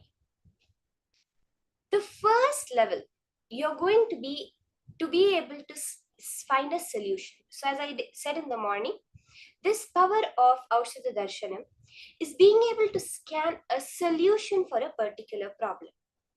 We started off with having a medicine on screen and scanning what the disease that cures. This round, you're going to scan the disease of the person and scan the solution that Paramashiva is telling you. So I request all of you to connect to a partner for this round. You can connect within the Zoom. You can call any friends, families who are available around you. You're going to be scanning the problem that they have and then telling the solution. There is a very beautiful story from our history, Hindu history, in the life of Agastya. So I'm sure all of you, many of you at least, would have heard the name Agastya. He is known as the one who revealed the Tamil language to the world from Paramashiva himself. And he's a very great Siddha Purusha, a Siddhar. So what happens is, once a man comes to Agastya, he's suffering from an intense headache. He tells Bhagavan, you only have to save me. My head is really hurting. So just casually, with this same power of body scanning, Agastya scans that man and tells, see, you have a particular type of frog called a terai, which has grown inside your brain, which is sitting there and causing the pain for you. So now, he instructs his disciple, who was sitting next to him, Agastya's disciple, he tells, cure the disease. So immediately, this disciple, he performs a non-invasive open head surgery. Yes, you heard me right. A non-invasive open head surgery, just through the power of the third eye, removes that frog, the terai, keeps it aside, closes the person's head back, and the man is completely healed. Therefore, this disciple of Agastya gained the name as Terayar, the Teraya Siddhar. Like this is how all of us can do power manifestation. It's not a story, something. These are all our possibilities that Swamiji is making our reality now. So are we ready? You can connect to a partner. You're going to scan the disease, whatever. See, even if you feel like, oh, I know this person has the disease, or by looking at them, I can make out that this is the issue they are having. Just leave all of that. That is all the past. Now, you're connecting to your future self. That is Swamiji. Not your past self, which is an even more deluded version of you. So sit, connect to Swamiji, and ask Swamiji, Swamiji, please reveal to me whichever of these powerful cognitions click with you. Hold that in your inner space. That is the base of your power manifestation. Connect to Swamiji, chant the Mahavakya, and first you'll scan the disease in the person's body. Immediately after that, go for what is the best solution, the best conscious solution from the third eye for that person. Do remember to share with your partner that you're just being trained. This is part of the training session to be able to do this.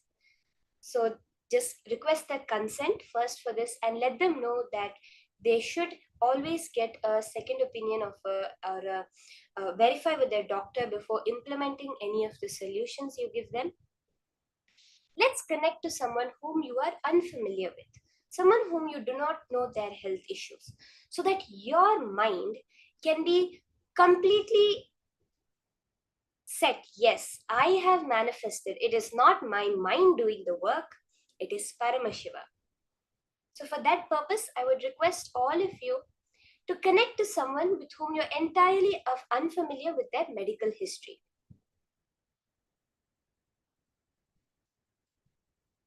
So let's start. Chant the Mahavakya. You can connect to the various participants amongst the Zoom rooms. Nithyananda Can. Paramashivoham.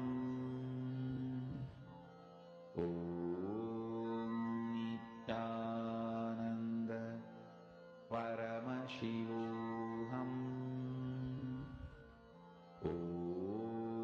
Nithyananda Paramashivoham.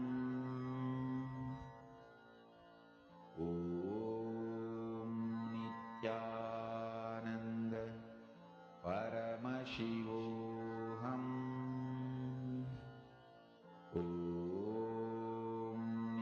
Nithyananda Paramashivoham.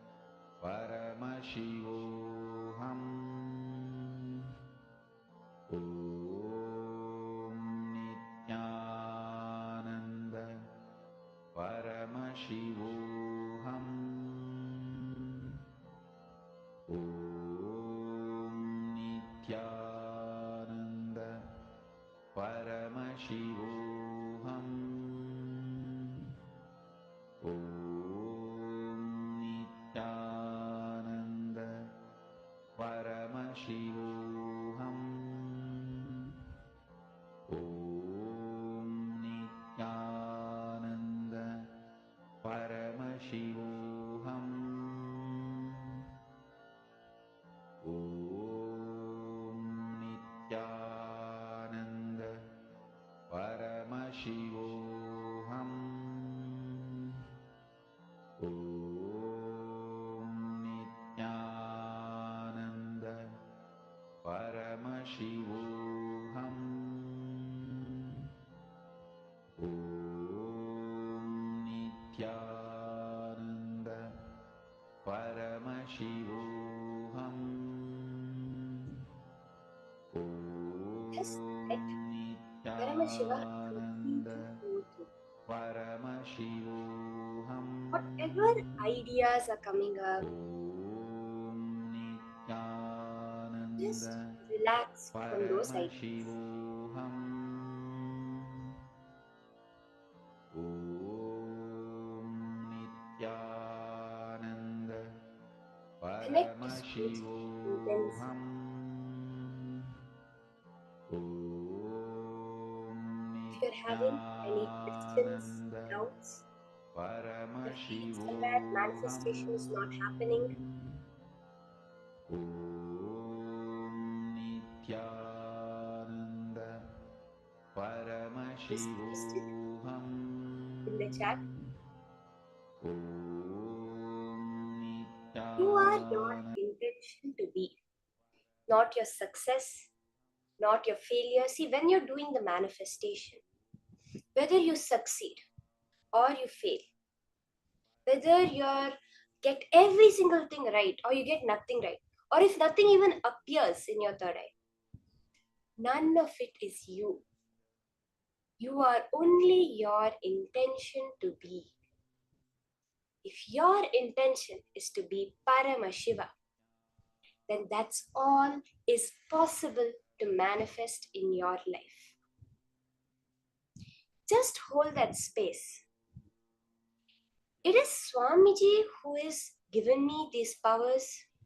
It is Swamiji who is asking me to manifest. So it is Swamiji who will manifest. All I have to do is become an empty channel for him to flow through me.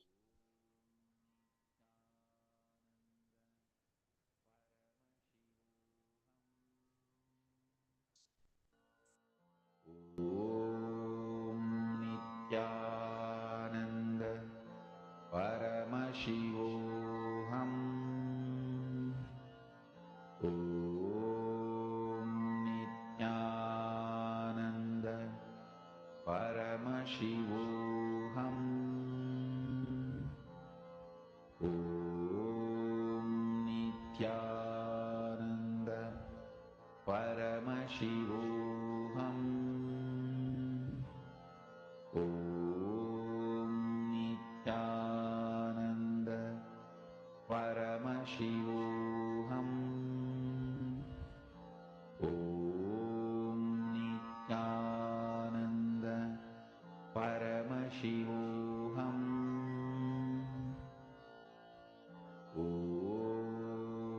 Nithyananda Paramashivoham. Om Nithyananda Paramashivoham. Om Nithyananda Paramashivoham. Om Nithyananda Paramashivoham.